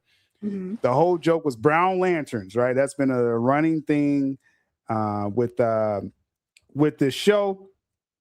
We got the trailers, you know, we got the everything with this overall. And it's like, bro, then they put out a new picture. We talked about this where they're showing a little green, right? So that's been a running joke. Where's the green? So Damon Lindelof, or is his name Damon or Damon Lindelof. Lindelof, yeah. He posted this not too long ago, and he has lanterns wrote in green letters. And that new picture, getting greener. This is a joke of marketing. This really is. This isn't so low amusing. budget. This is also similar to, if you remember, the early Superman trailers or like little clips. I called them like TikTok shorts. And they looked really low budget like this. Like they just took a picture and then went into TikTok real quick. This took 5 minutes to make and just put text overlay and hit send. No more, please. Not brown lantern. No, it's getting greener. Now it's like it's tone. To me, this feels tone deaf. Like the big complaint was like, "Where's the green?" You made an entire show, an entire trailer with no green, right? And you thought that flew. Like, oh, okay, you know, we don't got to put green. It's like, now they're trying to backtrack. It's so obvious, but it's too late. Like the damage has already been done. It's too late. This is a joke. Yeah, it's disingenuous. We know how you already feel. You put your foot in your mouth already. Exactly. So doing this means okay. I keep reading stuff behind. I'm catching up on old chats, but I never should look at my chat. Anyway, it's been a running joke. They made this entire show leaning into, we ain't doing green. Now, like you said, Jules, this is a backtrack. Oh, okay, let's put more green. Let's put more green. They're getting upset, but the cat's out of the bag, right? You got the showrunner, one of the, I think the showrunner, because Lindelof I think wrote it. But then you got the showrunner as well, Chris Mundy. This is his quote of what is this show going to be? Because it's been a backlash, right? He says this series aims to balance Green Lantern's incredibly rich mythology with HBO's tradition of prestige drama. Let me finish the quote. He says, the fun of it was to try to create a real layered drama while still staying true to the spirit of what makes the comics so special. We wanted it to be accessible for anyone who doesn't know the canon, but at the same time, satisfying for people who know the lore in minute detail. Now, the latter, you already failed. Satisfying us that knows a minute detail, we already are rejecting this, right? So you failed. What this is sound like, Jules, is this is James Gunn and the crew. They saw what Penguin did. They want their own version of Penguin, but they're using the Lantern's IP. I think this is a mistake. That's a good point. That's probably exactly what happened, actually. The only difference is the Penguin is grounded and realistic because that's the universe it lives in. Green Lantern does not live in a grounded, realistic universe. It's more fantastical. It's cosmic. It's everything the Penguin is not. And obviously, from the get-go, we saw that the trailer is something that is trying to be something that it's not. Just with everything, they got rid of the green. There's only one ring that they can wear, that they can share. And there's no costume. Oh my god. You know, like it's just, yeah. I mean, and it's fine. Like, of course, you want it to be an HBO quality drama, but that doesn't mean that you have to strip away all the elements that make it Green Lantern. And clearly, they had people that were not Green Lantern fans when they were making this, which is basically what he alluded to here, trying to make it accessible for everyone. If you're doing the Green Lantern story justice, which with its rich lore, as you claim, and if it's so great as you are now trying to say, then sticking to the source material shouldn't negatively impact the general audience from liking it if it's done well. So I don't know. They're saying a lot of nothing here just to try to appease the fans. Exactly. And again, that last line he's saying, you want to satisfy people who know the lore in minute detail. You failed with them sharing the ring. If we know this in minute detail, you're failing us right off the bat, right? And then you want an HBO drama show. Lanterns is not the IP for that. It's just not. You know, so just creatively, this falls on James Gunn as a co-head of DC. He's a creative guy, and you thought this will fly with comic book fans? So you're not even coming for us for the show. You're trying to just put out an HBO show. You want to win some Emmys or whatever, and you're using the wrong IP. That's the only problem. You could have created new characters. Like, oh, this is in my DCU. I got 2 dusty guys walking down the street, and it's like maybe this would be a good show if it wasn't Lanterns. That's my point. And you know what the thing too is that like they're trying to make HBO quality drama, but everything that we've seen about this is definitely not what HBO has been known for. This looks very low quality, very basic TV, CSI type of TV show. Not to knock on those shows, but obviously those are way more low budget than a typical HBO TV show. But this is the best that we've gotten. This doesn't even look on par with the Netflix Daredevil series. It looks way better than anything, any shot that we saw in any of these trailers. Yeah. So I'm sorry. This is as Jules' favorite term. This show, I think, is DOA. You know, DOA. It's like I always say. I would give the show a chance. I usually give it 3 episodes. I don't know if I'm gonna make it through 3 episodes with this. If they're hiding the green, I have no reason to watch this. Listen, guys, if Syl can't make it past 3 episodes, that's everything you need to know, because he gives everything a chance. Literally everything. Oh, yeah, everything. Yeah, but and yeah, it's just like and nerd, reasonably. Yeah, nerd. People give it a shot. Even if it is obviously bad, he will watch it. That's rough, man. It's rough, and like I said, we're going to give it a shot, y'all. And August 16th, we shall see this Lantern show, and if it's going to tick off hardcore DC fans like I think it's going to. So, but the Guzzlers will love it. The Guzzlers, the ones who talk about Zack Snyder more than James Gunn. We got some Guzzlers in that. They come in all the time. Yeah. So let's just say, you guys, Zack's not coming back. This, what we're talking about right now, has nothing to do with Zack Snyder. Why are you bringing up Zack Snyder? We're simply talking about the crap that you guys are making us susceptible to, because you accept garbage. This is garbage, and we're calling it out, and you guys can't handle it, and you have to somehow bring up Snyder. Like, get a life. The first thought was, but Snyder sucks. It's like, bro, you suck right now. You suck. You like things that suck. Therefore, you suck. I'm just saying, bro. Like, Zack Snyder sucks. We're talking about your DCU right now. Right. This ain't hot, bro. This is not hot. You're whack. Everything that you like is whack. The Guzzlers are showing up. Hey, that's how I know they get nervous. They get nervous about DC. They get nervous about this this deal, Paramount deal coming. So perfect segue, yeah. Yeah, because I think this is like their worst nightmare right now. What's going on? What they gonna do next year when their Lord and Savior Gunn is kicked to the curb and everything is changed and nothing that he made is staying? Like, what are you going to go cry tears in your pillow? You're going to cry to your mom? I want y'all to walk come up back the stairs from the basement to go see her in the kitchen, right? And she's cooking up your food. You're gonna be crying and shit. She's like, "Oh, what's wrong? Oh, Gunn's gone." You said, who's running DC right now until April 2027? There's an expiration date, buddy.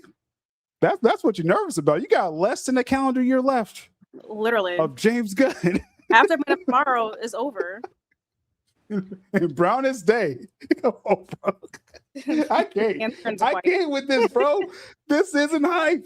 So Paramount, all right.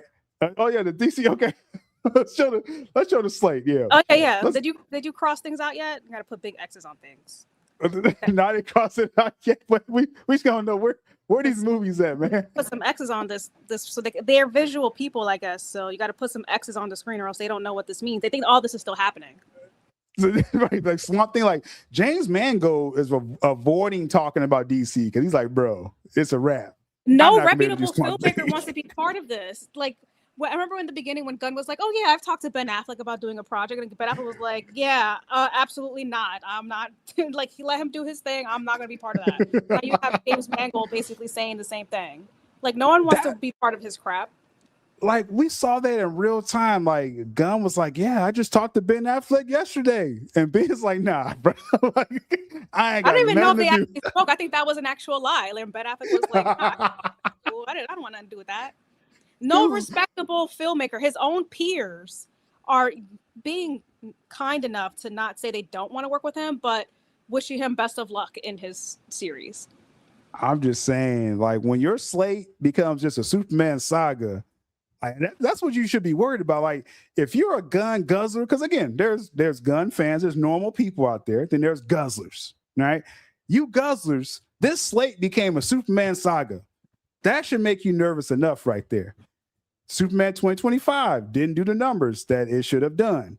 Now, Man Tomorrow is looking like more of the same. And you bringing up Zack Snyder, like, for some reason. Yeah, Like, and Supergirl did on Arrival. Like, but forgot about somehow, Supergirl. but somehow Snyder is involved in this. This dude, he's in his films about James Gunn. That is not hot. So It's weird. not hot. The streets are not. They are praising Matt Reeves. They are ignoring James Gunn. That's what's going Bro, on. I suggest you get off the internet and start thinking for yourself. You're giving into the hive mind too much. Those bots, those aren't real fans. Those are bots. It's got to be. This got to be Your like community- automated responses. Yeah. It's got to be. Those that you think are your community, other gun fans, those are bots, bro. They're not real people. They're getting nervous, man. That contract running out. Maybe he didn't know. Gunn's contract about to run out, man. Well, if you didn't know, now you know. You're on borrowed time. Enjoy. I'm just saying, you get into the concept of a contract year, a lame duck year, I should say. Yeah. You never want to be as an exec, you never want to be in a lame duck year. That's like in a sports analogy, like a head coach, he's in the last year of his contract. You never want to be in that lame duck year because that means you're not getting an extension. It's not even a 'Cause hot seat. Like, you already know that you're out. You Like, may you're not just- make it you're to just the a end. body. Yeah, you're just a body at that point. But how traditionally how Warner Brothers did, just like Hamada, we just had a great example of this. Hamada, he was in the last year of his contract. They said, "Oh, it was like, the Zazev came in the door, and he's like, well, we hired DeLuca and Abdi. Hamada, your contract runs to like October. You can hang around to October, but it is over.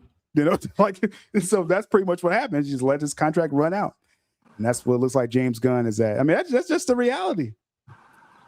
Come back April 2027, buddy. I'm not saying you're a bot, interesting. Danny. I'm saying the people that you think are other No. gun fans are bots. No, I'm saying you are a bot. You're saying yeah, so gun. Sill's definition of a bot are those hive-minded people that just do whatever the gun guzzlers want to do and say. I'm referring to actual bots, like the program devices that are automated responses, just to make it seem like the fandom is bigger than what it is, which is why Right. Superman underperformed. They made it seem like, oh, it's going to make $1 billion. Look at all the hype online. Who went bots, like actual digital bots, do not buy movie tickets. They do not go to the theaters and take up a seat. And that's why the movie underwhelmed and inevitably failed. I'm just saying. I mean, it's just those are the numbers. So, and we know what James Gunn's going to do, more of the same. And Man of Tomorrow, and It's going to make less. I'm telling you, it's going to make less. that'll be interesting. That'll be interesting. Now, going into again this Paramount deal, we got a little update with this. Just things are kind of skating along, according to David Ellison. They are making great progress, as he says, reaffirming the deal. They think it's going to close third quarter of this year. Now, one thing to mention here, the DOJ, I don't know if we've stressed this or even touched on this, but the DOJ has already approved the deal. They're leaving it. They're allowing time for if states want to, throw a lawsuit or two at this, and then they can discuss it further. The DOJ has already approved this Paramount merger.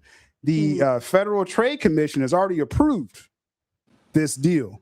So This is federally, this is why they're confident in that this can close as early as July, as late as September.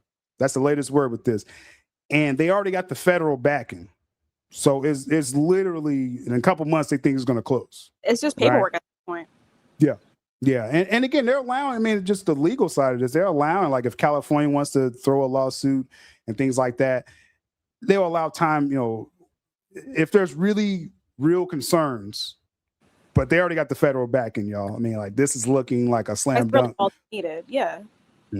overall. And so that's why David Ellison came out and reaffirmed everything's going according to plan. They did a lot of this DOJ background, like while Netflix was getting, cussed out at the Senate, and Serrano was getting all nervous, and, yeah, and Serrano, they made Ted Serrano so nervous. He was like, "Yeah, and Superman sucks." It's like, no one asked you.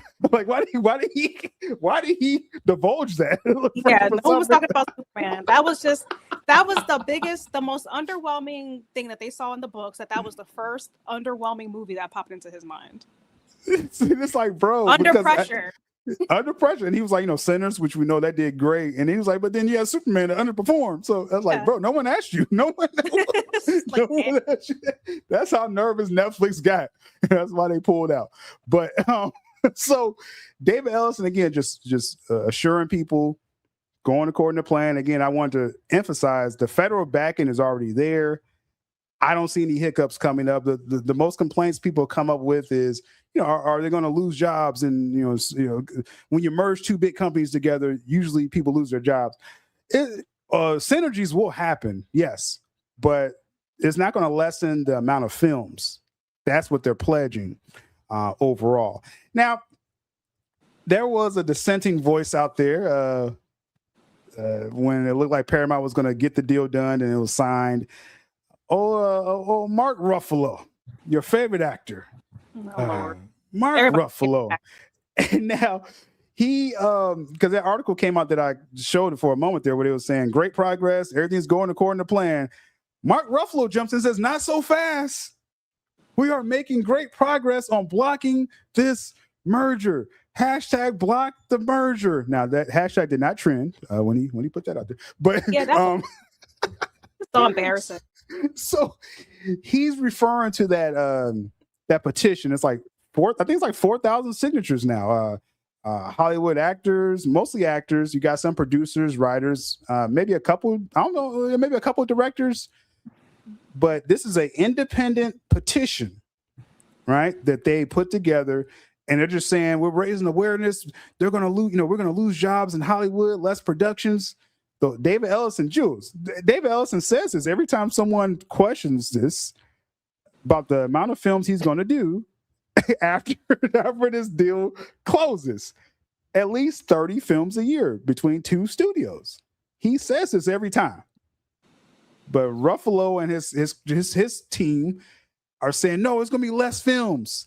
Then you had some of the Democrats.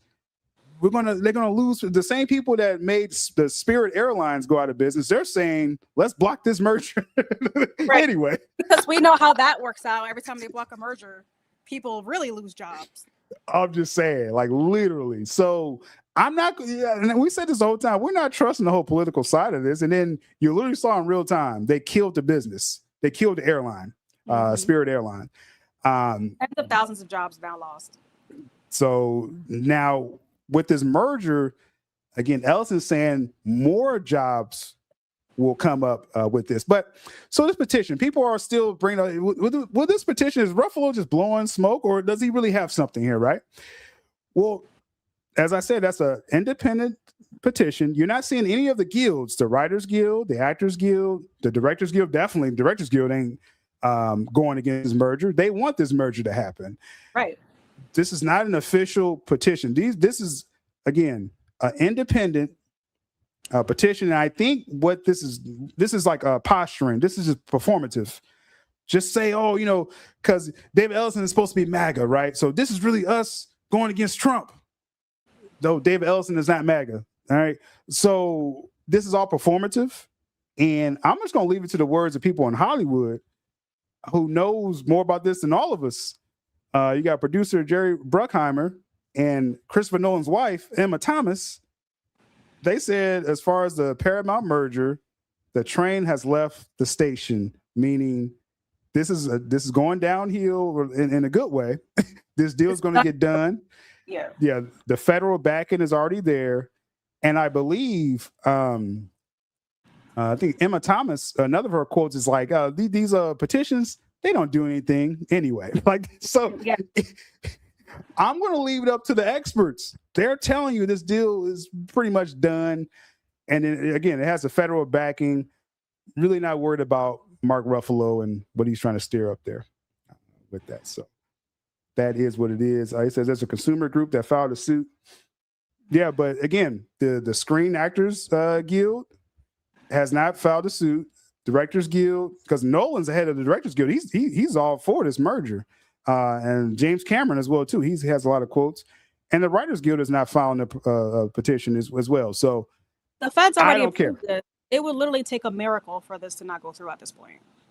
Yeah, it's really the likelihood of this happening is much more greater than it not happening at this point. So pull up Poly Market. What are they saying? Oh, Poly Market. Now, yeah, it was Poly Market. Let's see, because they've been all over the place, to be quite honest with this. But let's see, Paramount.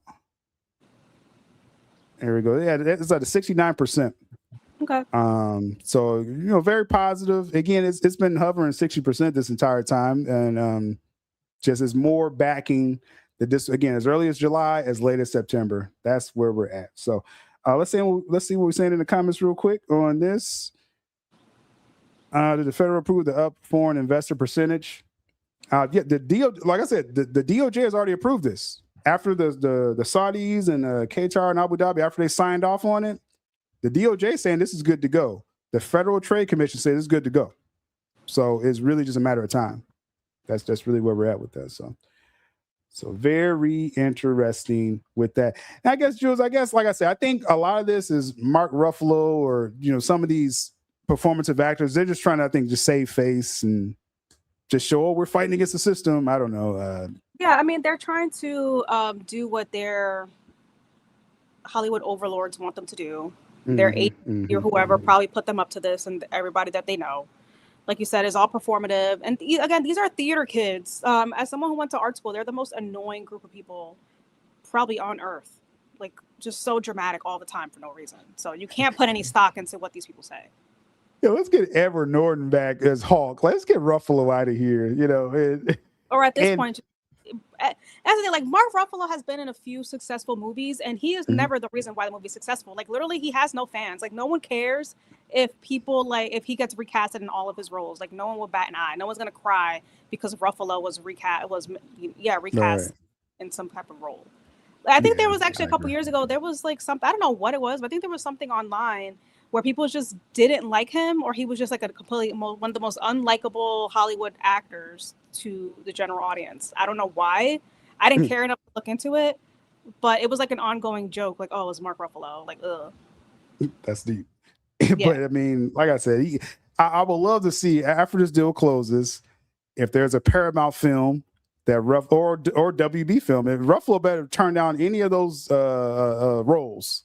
If he's going hard like this, you know what I'm saying? So we'll see. And just to readdress this, Shin, because I read that too quick. You was talking about where the deal where Paramount, Ellison, he wants to allow the foreign investors to get up to 49% of the company, meaning they would put in 49%, but they will have no seat on the board and things like that. So yes, that is still that is an option, and it's just a matter of them how much money they want to put into it.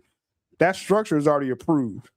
Again, the main thing is that these foreign investors, that's the Saudis, Abu Dhabi, Qatar, they aren't allowed to, again, be on the board. They can't make decisions for this, American-based company or studios. It's all about funding it and funding projects. So that did not trigger anything in the regulatory process. So it's all lining up, y'all. It's all lining up for them to be big investors going forward. Does Paramount has already got to plan DC when the deal is done very soon? Do they already have a plan? What I'm leaning on, well, first off, Paramount's already been recruiting DC creators. That leaked out, I think, in December. That leaked out. They were already, before they put a bid in on Warner Brothers, they were talking to people saying, we're going to get this deal done. I don't know. That's some balls on them for that. Like just recruiting people before they bidded on the company. But it was like, filmmakers. They were taking pitches. They were already taking pitches from people like, oh, you want to do something DC? You don't got to be a part of this GUNN stuff, whatever he's doing. Just, what DC, what you want to do. So they've already been doing that. Mm-hmm. Yeah. So, they have a plan. I believe they have a plan. I think it's more of I don't want to say standalone type thing, because I was told they still want to have some kind of continuity just for the sake of an overall DC story. But since GUNN doesn't even have one right now, they can start from scratch, right? They literally can. GUNN doesn't have an overall plan. He has a Superman saga, and that can end with Man of Tomorrow. There's no Batman plan, out in the open. These are just Supergirl. That's just a one-off story. She just happens to know Superman. There's no connecting through line in any of this stuff, right? So they can get an architect to actually start a continuity type world, or just do these pocket universes. Just do like a Batman story. Do the Snyderverse. They don't have to connect to anything, So they have a plan. Their plan is just to get creators to do DC. That's their plan. So we'll see. We'll see how they go with that. After the Paramount WB deal closes, what will happen to Zaslav, Jules? Sassy Zaslav. He will go along with his billionaire self, because he will be a billionaire after this transaction is closed. Maybe he will consult if he wants to, because he wants money apparently. But he'll continue having his lavish Hollywood parties from time to time, I'm sure. Yeah, partying with Oprah. That's very weird. Yeah. Yeah. He parties with Oprah. Yeah. Don't want to know what's going on in there. The sacrifices going on in those parties. Who knows, man? But, allegedly. Allegedly, like I gotta save myself. Allegedly, as Shen says here, Zazav's gone. Yeah, once this deal, that's part of the deal, is for Zazav to be out. Yeah, take your money out.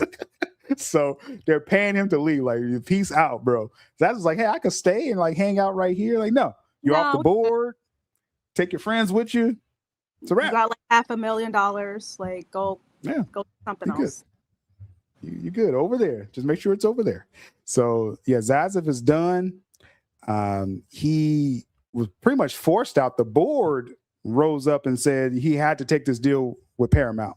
Yep. If people don't know this, like, he was trying to do the Netflix thing so he could stick around, because Netflix knows nothing about theaters. We know this, right? So he had a better chance of staying with Netflix, just like Gunn and Safran. They were real comfortable with Netflix getting this. Now the board saw that Paramount deal, that hostile takeover was played perfectly by David Ellison, and they rose up and said, Zazav, you got to take this deal just like legally, and you're out of here. So that's what happened with that overall. Interesting. James Gunn fans were mad at you. The tweet about David Zazav gone, because we never touched. There's that mystery quote, Jules, out there where people said, oh, well, David Ellison said if Paramount gets the deal, that Zazav's safe, everybody at Warner Brothers, Gunn and Safran are safe. That quote doesn't exist, Jules, right? We looked into that.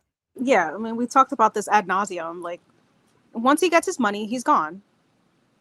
Mm-hmm. And so with me putting that tweet out there before it was like official, I thought it was common knowledge. I didn't know that. I mean, I was just going off what I heard, but I thought everyone knew Zazav was done. Now people are like, well, Ellison said they would stay. Now they stopped saying that now, right? Like, they know he's gone. That they only said that in the very beginning, before the bidding process, because Netflix came out and it was obviously Zazav's favorite because they were letting him keep his job. But after the bidding came through and they obviously had the best bid, they didn't need to have him there anymore, especially with the hostile takeover. Yeah, that's what lost his job, when they had to go hostile with the takeover, and that means going straight to the shareholders and the board. That signaled Zazav was done at that point. If Zazav would have took the initial deal, which was $30 a share, they ended up with 31. If he took the 30 share, he probably still would have his job. Yep. So that's his he loss. He wouldn't even take Ellison's phone call. Remember all that drama? He was trying to make a backdoor deal with Netflix, regardless of what's better for the shareholders, and that's what led to where we are now. Now he's screwed himself over. That's wild because he tried to rush that deal with Netflix, and then he Yup. brought him onto the lot. Remember, they was taking pictures, holding hands and stuff. So much propaganda with that, with the website, press release, the pictures. Netflix emailed all of us, "Hey guys, we're buying Warner Brothers." Right. Like, oh, it can't go back now that the public knows. Everybody thinks it's going through. Psych, no. And then they dropped this with Justice on the website. That's what doomed the deal right there. When you tied yourself to Justice, it was over for Netflix at that They moment. We clearly just didn't didn't know what direction to go in. know it. Anyway, so again, as early as July, as late as September, we're going to be here every week talking about any updates with the Paramount deal. Let's get to the final topic and the final things that Zack Snyder just keeps popping up on Instagram and on social media.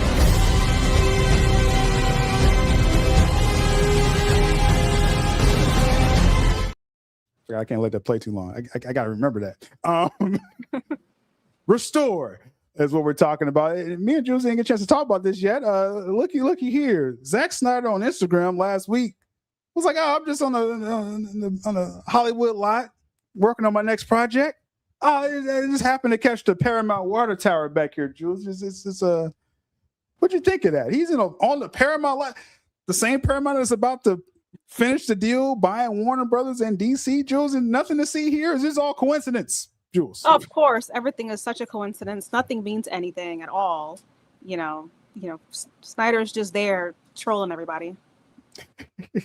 I think Zack Snyder knows just how hype we are anytime he posts. As someone said in the chat, Zack just posted again on Instagram Bruce Wayne's car for no reason. Just for no reason. I just happened to be next to this car. The universe is so dead, and he's working on so many other projects, but he's still stuck on the Snyderverse. That's all he wants to talk about for no reason, because it's not like it's coming back or anything. I mean, I just think it's so obvious, Jules, that since the Paramount deals, since the bidding's been going on, Zack's been posting DC, teasing DC. Literally, and it's like he knows again that we are excited about anything with the Snyderverse, and now he's continuing to feed into it, posting Turkey Al Sheik, and now this Paramount thing. Now we do believe this is the Brawler film. I think he's about to do the Brawler film in conjunction with Paramount. I mean, that's a theory out there. Zack Snyder could be sneaky though, because as always, I continue to tell people, we got so much history to pull from now with Zack Snyder. He teased the Snyder Cut announcement 3 months before he was able to announce it. Zack Snyder did that. So he is going to tease stuff before it's official, right? Now, this is a new picture with the Bruce Wayne car. Let's see, do I get my caption? Hold on.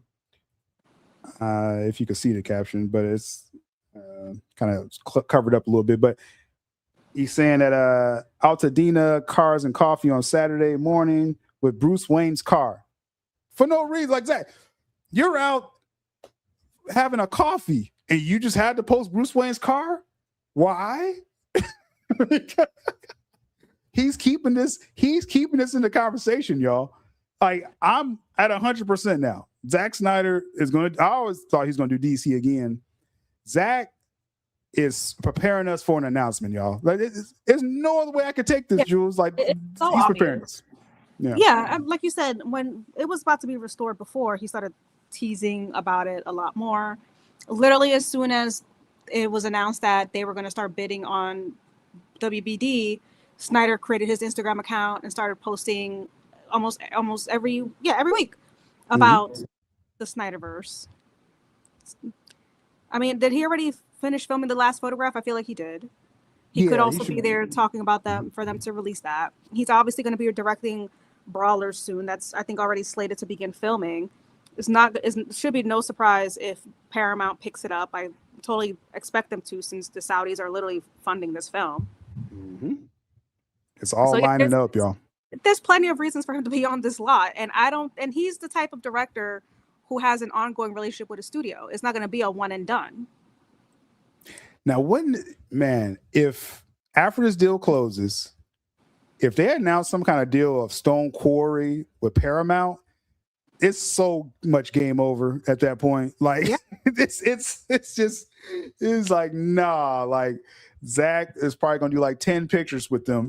Like, and that's how Hollywood works, like you said, with give the with J.J. Zack. Abrams deal. He'll actually give you content. That's deep.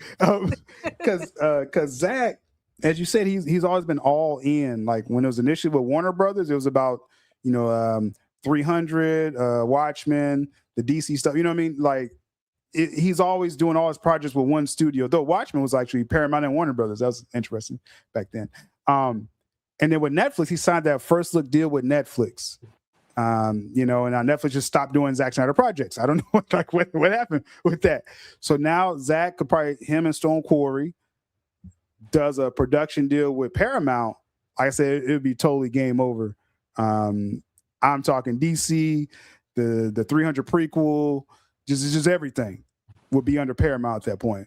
Last Photograph, like you said, just release that as well. Why not? Why not at this point? So why not? It's just a show of good. Mm-hmm. Yeah, this is a show of good faith with their partnership with Zack Snyder. It's like a more of an indie film. Just put it out there in theaters. And that'll be instant content. Like I said, a film. I'm sure he's done with post or near done with the Last Photograph post work. And I think he's ready just to get it distributed. And so that'd be perfect if Paramount could do that. Exactly. Mm-hmm. So we got Real Talk Productions here. Carlos with the super chat says, "What a time we are in." Post from Zack and Paramount, and then at HBO. Who's at HBO?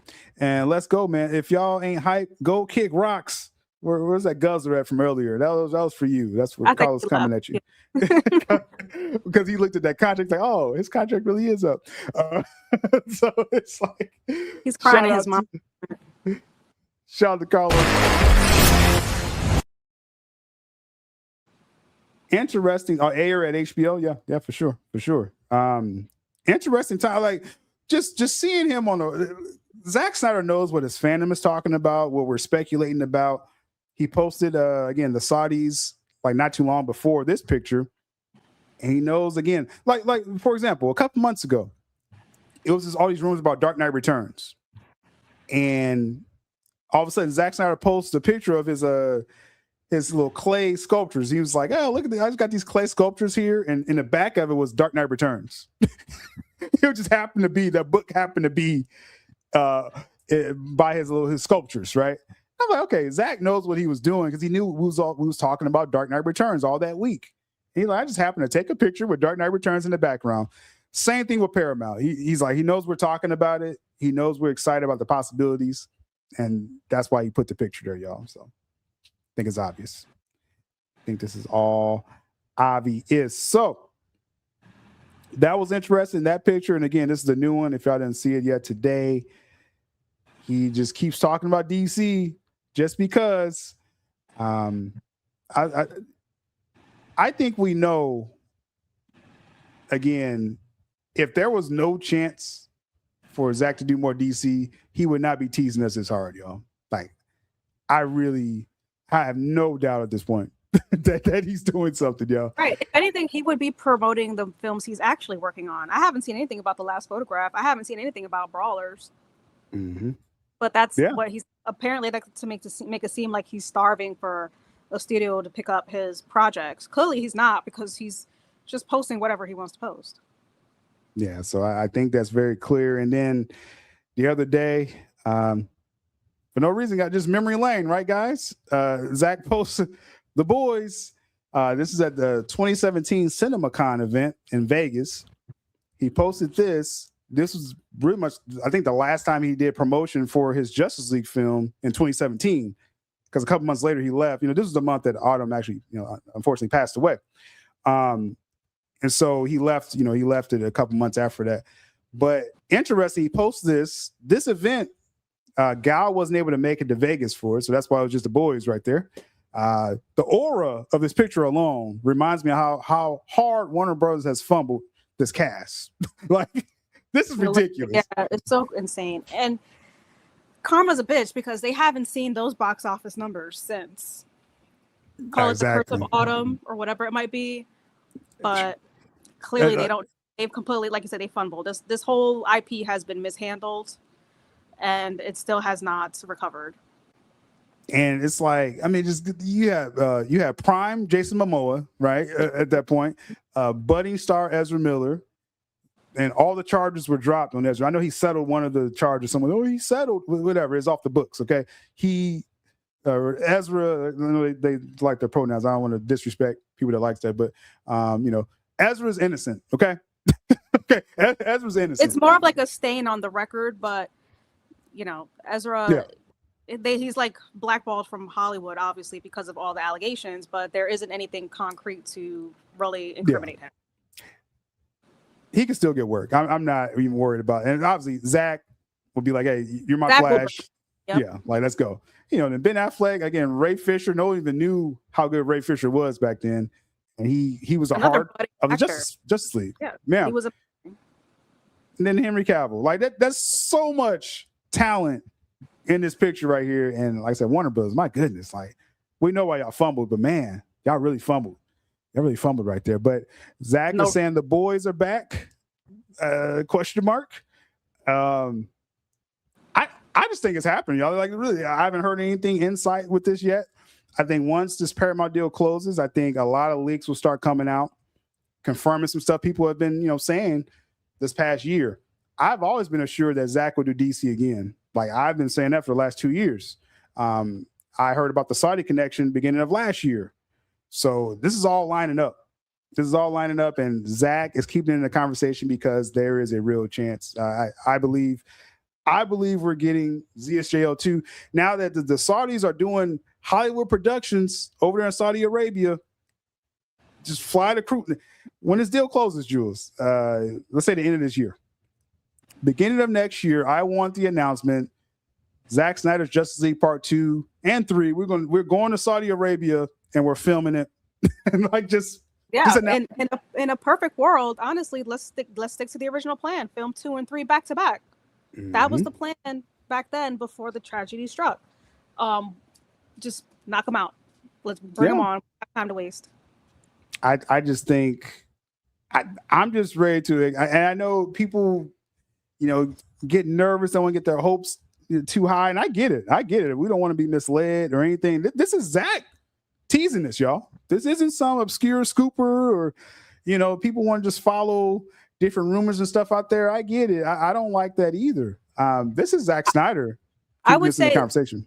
Yeah, this seems to be way more secure than when DeLuca and Abdi were pushing for Snyder to come back with The Rock back then. Because that was real. Yeah, when it was in the books, and all of a sudden Zaz pivoted at the last minute and gave the job to Gunn. But there is no one that's going to get in between that we know of right now, unless Ellison completely changes his mind, which I don't foresee because of that Saudi connection. That's the wrinkle right there. That's why I was already confident, months ago about this, because when that deal leaked out that the Saudis were going to be minority share owners of Warner Bros. Once this deal closes. And then since then, Jules, it's come out, the Saudis, they're paying more than the other foreign investors because I think they were promised something a little extra, with the IP. Per the terms of the deal, they can use DC IP. So I think the Saudis was like, we really want DC and we're going to give you a couple billion, would it be more than the others? Because we want stakes to DC. That's what I believe. Yeah. That would make 100% sense, especially because they're so close to Zack Snyder. That's the other. So it's like, it's one thing if we say, okay, because I know there's like other geek sites, they're saying, yeah, I'm hearing, Paramount wants to restore the Snyderverse. That's cool. If David Ellison's like, I just want to restore it, so great, right? I will be happy if that was a possibility. It's that Saudi connection that we already see. They already are partnered together, Stone Quarry and Turkey Al-Sheikh, for Brawlers, right? So you already got that connection. He praises Zack Snyder every chance he gets. Zack praises, it's like this bromance with these two guys. So it's like, and he's the head of entertainment for all of Saudi.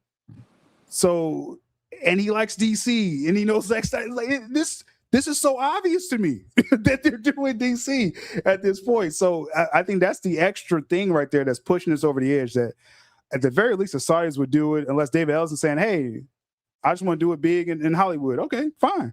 One of y'all just do it. I don't care who does it. Okay, but That's the the thing. Saudis is that backup plan. Yeah, Yeah, we don't care who. Just do it. exactly.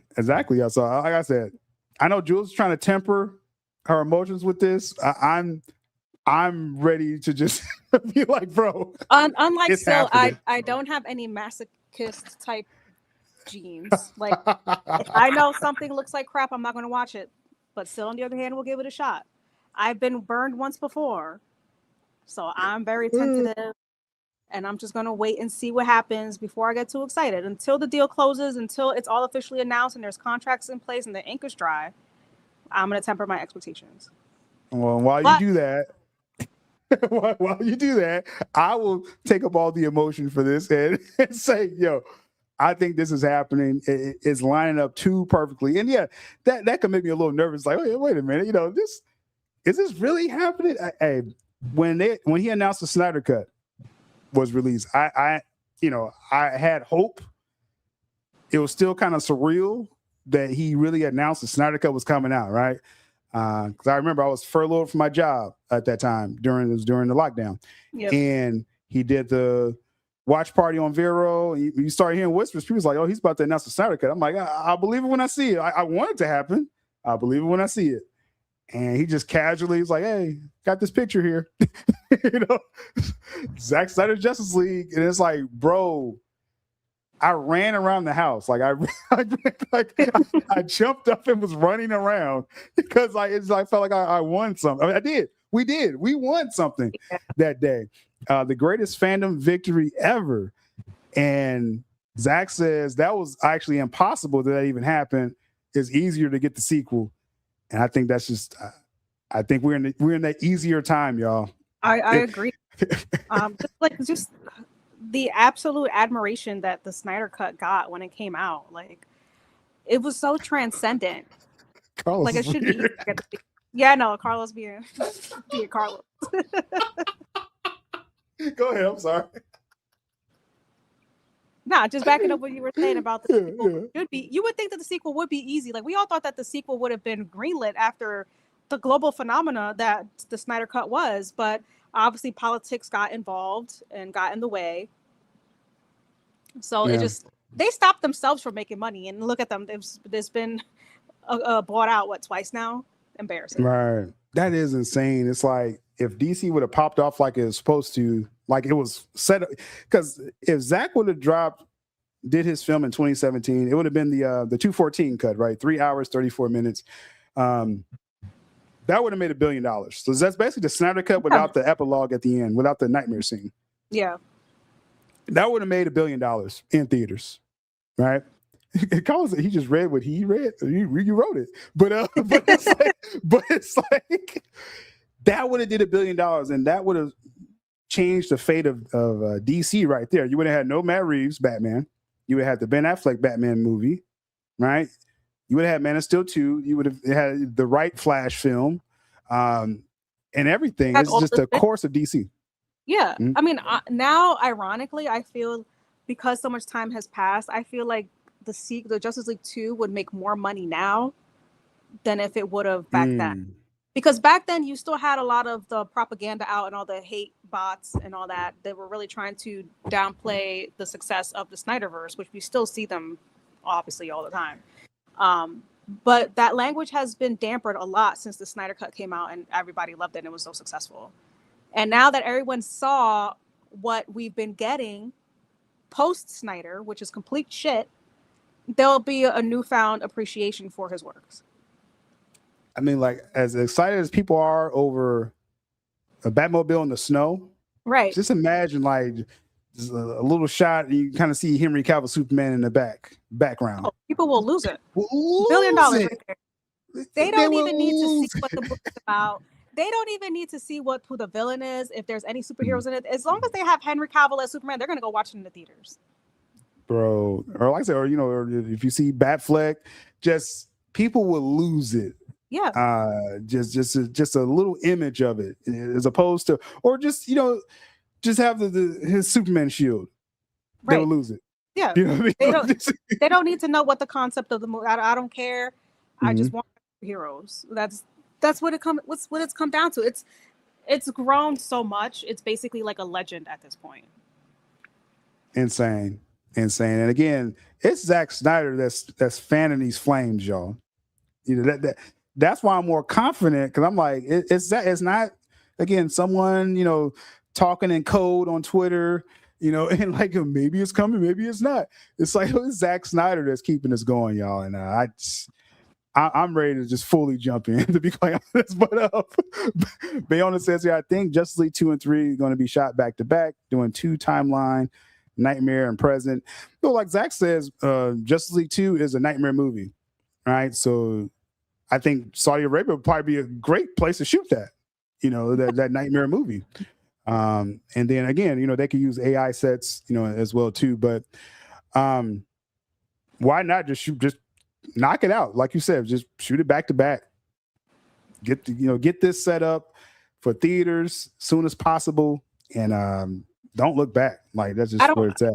I don't think any of the actors would have any type of objection to that. I mean, they all want to continue the series. Like, they've made that pretty clear. Mm-hmm. And if you could just knock it out, like just 2027, just knock it out, have the first one ready to go like by the end of 2028, that'd be perfect. Because you got Batman Part 2 next year. That's going to hold you down for 2027. Yep. Right. You do the Justice League, you already know it's coming out. Justice League 2 is coming out 2028. Like, DC is cool. Then you can still plan if you want to do like a new continuity or whatever aside from that, or just spin off from the Snyderverse. I mean, I don't, you know. No, there's so many spinoffs. Like, fuck it. Let's just go Justice League Unlimited. Like, you could just, the whole world has superheroes. Like, let's make this a global thing. Just go all the way with it, man. Like, I mean, this is money. This is money right here. So, Carlos says, wouldn't the universe be even bigger because there would be no one holding Zack back? Yeah, because you still got the Atom Project. He was setting them up in the Snyder Cut as well. That point. Lord and Miller, wants to do their Flash stories. They can just come back and do that, in my opinion. Affleck also said that he is not telling anyone what his story. He's not releasing his script because there's still a possibility that can happen. Mm-hmm. You're not going to have Justice League 2 and 3 and not do the solo Batman movie with Ben Affleck. Like, you just cannot. People need more of that Ben Affleck. That warehouse scene when he was just killing all the goons or, beating them up. We want a whole 2.5 hour movie of him doing that. Yeah, he was killing them. Got to be careful with the kill word because, these songs. Joe Manganiello was teasing Deathstroke recently. If you want to make that a streaming film or whatever, do the Deathstroke project. Yeah, why not? Hunter would be a cool movie, like an origin film or TV show on Mars. Cyborg project, you can make that a streaming thing as well too. Yep. Or do the buddy film with him and Flash. Like Lord and Miller want to do the buddy Flash and Cyborg. Do it. Right. Mm-hmm. The possibilities are endless. And there's money. This is all money. And again, just Man of Steel 2 alone, would just, break the box office. Yeah. Like, there's no reason to reboot. Not right now. And really, there's so much juice left in this fruit. Just like, okay, man. And really, the Guzzlers would be upset. But like, if we're gonna do Man of Steel 2, then we probably should tax write off Man of Tomorrow. I'm sorry, like. You can't do the Brainiac idea. you can't. Like, that's the first interpretation of live action Brainiac on the silver screen, and we're giving it to James Gunn. How depressing. If we know at the beginning of 2027 that we're shooting Justice League 2 and 3, Man of Steel 2 has to happen. So that means Man of Tomorrow can't come out. I'm just saying. I'm sorry, Guzzlers, but. That Brainiac story has to be with Cavill. It has to be. Gunn, you can't have that one. I'm sorry. Yeah, it's such a waste. It's such a shame. Yeah, it's honestly just so like, as a fan, it's just so depressing. Man, and like people are saying, put ZSJL in theaters. Throw it on IMAX. Again, as soon as you know that you're going to do this stuff, you gotta get it in IMAX. You have to build that buzz, and just that's again like an easy slot to take up in 2027, right? And instead of Man of Tomorrow, throw out Justice League. Right. So you tax right off Man of Tomorrow, and then in its place you put in Zack Snyder's Justice League in theaters, which has never had a global release in theaters. And then Reeves, you could be the Elseworld, right? Reeves, you could do your that's film right there. Yeah, nobody saw it touching Reeves. Yeah, Like, do your thing. People are hyped for that. Because really, you can make, if you want to do like I won't say a low budget Batfleck, but if you want to do like something where you just want one Batman in theaters, I'm fine with Reeves being in theaters. And you could put Batfleck as a streaming film, or you kind of want that in theaters. But my point, no, Ben Affleck is so much bigger. You kind of want that in theaters, Batman. yeah. You kind of do. You kind of do. Not so no Robert Pattinson. We got a tax write-off Reeves now. That's fine. I'm going too far. But what's the point? All I'm saying though, if you're going to do Man of Steel 2, I'm sorry, Man of Tomorrow can't happen, y'all. Like how fast can we get Justice League 2 done? I don't know if it's going to be ready for 2028. Well, it would literally have to start filming by like the end of this year, which I don't think is possible.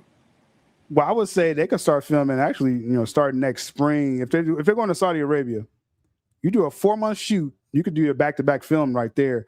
They're cutting the post work down because of AI. So just technically, if they start filming next spring, it could be ready summer 2028. Zack Snyder Justice League 2, So it's possible. I'm saying it's possible. That's really fast. These days, it usually takes like 2 full years. Yeah.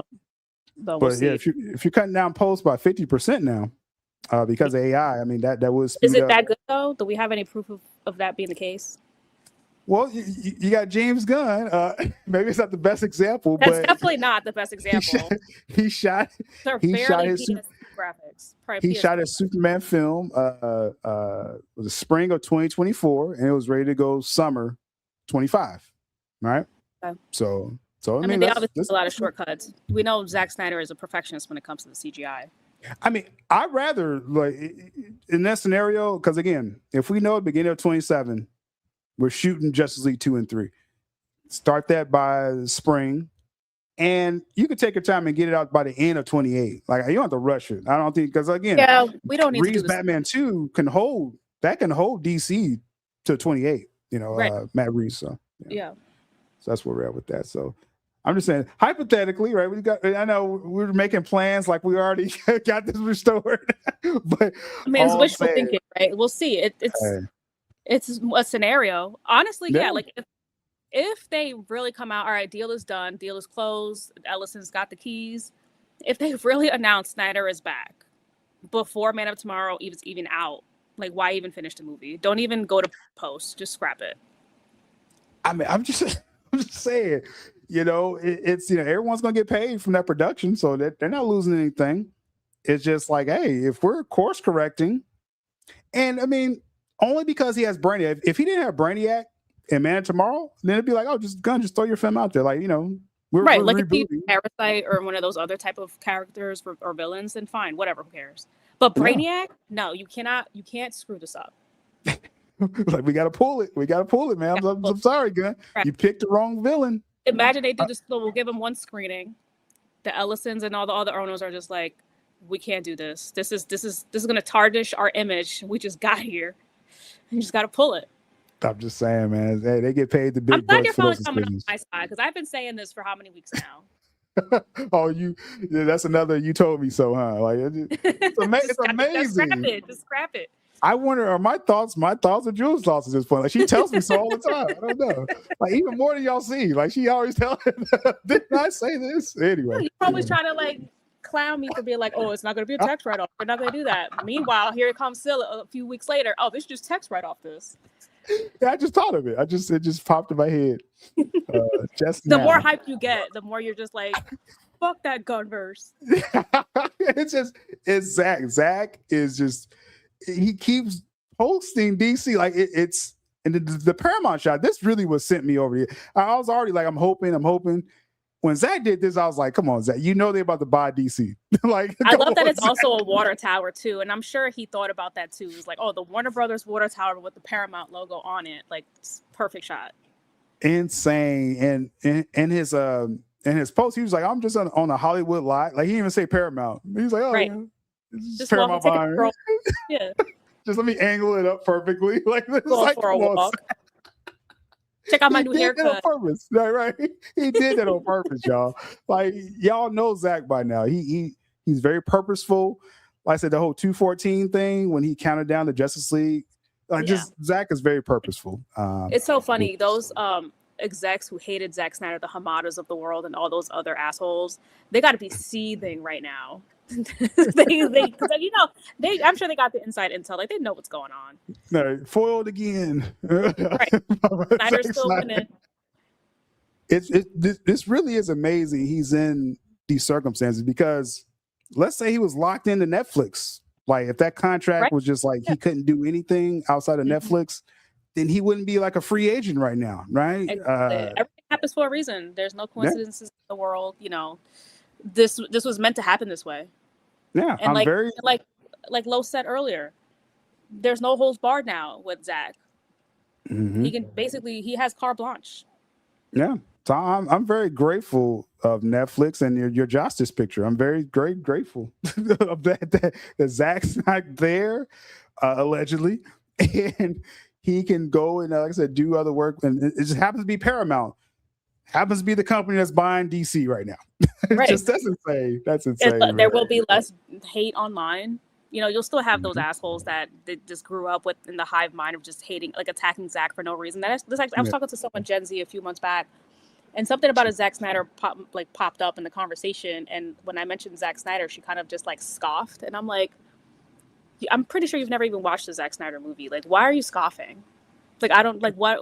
And then they couldn't answer the question. And I'm like, all right, you're chronically online, but you have no idea. Like, you're just going along with someone told me so, right? Yeah. And that's the thing. People, they keep jumping back. They're acting like we're still in 2016 or something. Like, I get it that BVS was divisive. It was too scary for some people out there. Like, that's just what it was too scary for y'all. Even Netflix commented on that. But what happened after that? They fumbled the Justice League release. Snyder Cut comes out 2021. Everyone loves the Snyder Cut. It's like they act like the story ended in BVS. It's like, no, like the next movie actually came out, y'all. And we all watched it. Let's not act like you didn't watch it. Yeah, even the haters, people I know that I knew were lifelong, like they were Jeff Johns guzzlers or whatever. And they was like, hey, the Snyder Cut, it was a little bit too long, but like, shut up. But but you watched the whole thing, didn't you? Hey, you took a break. You know, you went and you had to take a potty break and you know, came back, grabbed the snack. Everyone loves the Snyder Cut. So I thought, because that's one thing I always say with BVS and Snyder Cut. BVS is still my favorite CBM. I think that was the most rawest Zack Snyder ever. You could ever get a CBM film. It's BVS, you know, and just topping it off with the warehouse scene. Like, it's just that you could get no more raw, the chances he took in that film. The Snyder Cut, when I first watched it, my first thought was like, well, that's not Warehouse Batman, but the Snyder Cut's great. The Snyder Cut's great, but I'm still thinking about BVS, you know, watching the Snyder Cut. But more people, Zack figured out for the audience what kind of DC they wanted.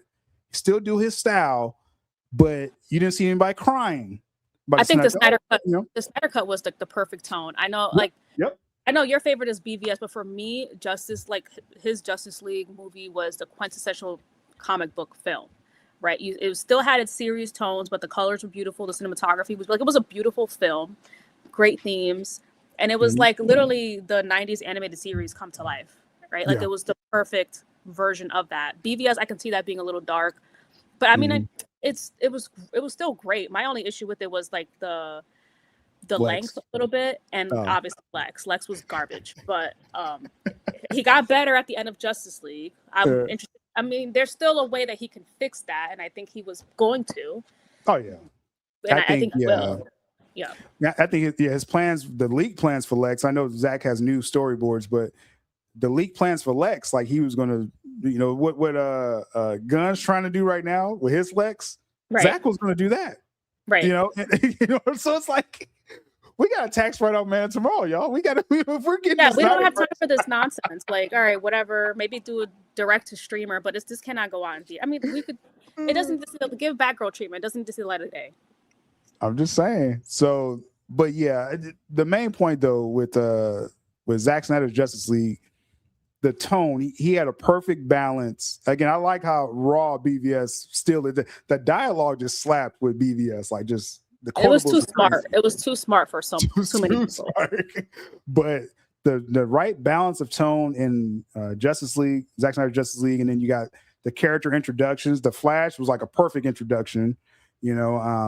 Cyborg story was the heart of the story. Like you had so much going into the Snyder Cut, and it was perfect. It really was pitch perfect throughout the entire film. The hero moments, like you said, so many storylines were converging too, because we have the Amazons with their history with the gods and all that stuff. And he's introducing the old gods, right? This is like perfectly lining up a new gods film, which was actually on the docket when that got canceled, and hopefully that'll be back because that would be amazing. We need that for Darkseid anyway. And then obviously the Green Lanterns, we saw them, so we know they exist. Martian Manhunter came in at the end. The Flash, we know like he's trying to do his thing, Cyborg story, like so many different stories converged perfectly. And it wasn't one of those where like anything felt out of place, right? Like even though it was like 4 hours or whatever it was, but it was perfectly done. Oh yeah, no, definitely was perfectly done. I'm really at the point where I'm like, okay, just do the Snyderverse, do your spinoffs, Flashpoint it, so if you I want to see Flashpoint more than like out of Batman, Superman, like I want to see Flashpoint more than anything else. So if we're saying, okay, if they really was like, okay, let's restore, Justice League 2 and 3 are going to make big money. Batfleck movie, Man of Steel 2, Gal, Wonder Woman 3, we got to do that. Real Flash story. So you're talking about like 4 or 5 more years, and then Flashpoint it. Yeah. Well, no, I don't think they need to Flashpoint it to the point. Like, are you talking about like a crisis? Well, I'm just going with Zack's original plan, though. Yeah. Yeah, I'm thinking Flashpoint. Like, I want to see Thomas Wayne. I want to see him give back, like the letter at the end. Like, hey, this came from your dad. No, you have that story. And then you Flashpoint it at the end. And then because Zack has an end point, to his story, you can still do your spinoffs, and then you can hard reset it. Like I said, 5 years from now, and do whatever you want. But Zack finishes the story, and then you have these profitable spinoffs on top of it, and then you can do your Thomas Wayne story, and that's when you Flashpoint it at that point. You know what I'm saying? And do whatever. So I mean, you have a good 5 years of just crazy profitable DC. You're not copying Marvel. You don't even care about what Marvel's doing. Look, Marvel, they're doing Avengers Secret Wars. Right? Like, what does DC have comparable to Doomsday and Secret Wars? It's only Zack Snyder's Justice League. Only that, yeah. Not even Reeves can match up to Avengers Secret Wars. No. You gotta do Justice League. You gotta bring the gang back together. Look, Marvel saw the writing on the wall. Like, guys, we're not making any money. What are we gonna do? Like, we're losing the fans. Well, let's go get the guys that were making us money and bring them all back. That's exactly what they're doing right now. So, this is the one time DC should be taking a cue from Marvel. Bring the guys back that were made you money. That's as simple as that. We're talking about just making money, right? We're not talking about, we're just trying to, showcase DC and a Superman saga. Let's get crypto. That's what they're doing now. Now the company's sold. Let's get back serious. Okay? We're not trying to sell toys because kids don't even play with toys these days. Like, we're trying to sell tickets. Well, it's more of adults buying figurines now. Like, we want some Darkseid statues. That's what we want now. Collectible. Yeah, that's what we want now. We ain't trying to sell no cereal and Happy Meals and things like that. There's more money in those big adult toys at this point. So Shin says, I just sent you the way ZSJL should be shown in theaters on Instagram. The Chinese wrapped 3D screens are insane. And China will love the Snyder Cut. They like BVS before they pulled it early. They would love Darkseid all day out there. The actors aren't getting any younger. Now it's time to really get the Snyderverse back. Yeah, I mean, sure, but people aren't aging as they used to before. Like, you could still be 50 and in great shape and look perfect, like great, like for the role, and especially for the women. And as long as they're working out or whatever, these are Hollywood actors. Like, their job is to be in shape and to look good. So yeah, we have a good 10 years right now that we can still use, and that's all we need for this universe. We need like the next 5 to 10 years of doing as many movies as possible, and then do the crisis event and reboot the whole thing. Exactly, and that's the thing. It's like, well, see, okay, so you because that's two different things, right? You got a flashpoint, and then you can still do a crisis, Yeah, as well, or you can do both, or however they want to kind of that do was that. like his original plan, I believe. Flashpoint was going to be its own thing.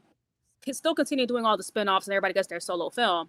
And then at the end, they were going to do the crisis, and then that's when they were going to reboot, and everybody can go their separate ways. Well, yeah, it kind of became that. So Jay Oliva was saying the Flashpoint event, Thomas Wayne, Martha Joker, and then that you rebooted at that point. Then Crisis came on after Zack left. Then Hamada was actually like, my reboot ain't going too well. I'm going to bring a Crisis event and bring back Ben Affleck and Cavill. Yeah, but you can do both. Actually, I think there's a way. Do both. There's no rush. Yeah, there's a way to do both right there. And as far as, again, this age thing, if they're going to shoot this next year, Gal still has a lot of time. Like you've seen Gal posting pictures. I think Ben Affleck is actually the oldest in the group, and he looks like he's never kept himself in shape, and he looks amazing right now. Have you seen him recently? He's a walking Bruce Wayne. Like he still has like he's 50 living more it. years. He's literally living the role. So I'm not worried about age, and I'm sorry. Like, Michael Keaton came back; he was 70. I hear no one talk about his age. Right, people trying to say that Henry Cavill is too old now, blah blah blah. Have you seen the set pics of him as Highlander? Oh, yeah, Cavill still has like 20 more years. Cavill's good. I'm pretty sure he's in the secret society, like as young as he still looks. Like there's some virgin blood going on, or something like that. So they're fine. I'm not worried about the age at all. And just like I said, just honestly, people be like, "Oh, can Gal hold up?" Gal's holding up really well. I mean, she's a model. So, right, she'll be fine. And like let's look at Brad Pitt, how he looked like just 3 years ago versus how he looks like now with, modern technology. Like they look way better now. Like Brad Pitt looks like they took off 20 years. Like this dark side of, like, David Ellison has to be, if he's saying he claims he loves DC much as he does, David Ellison has to be like, I need dark side on the big screen.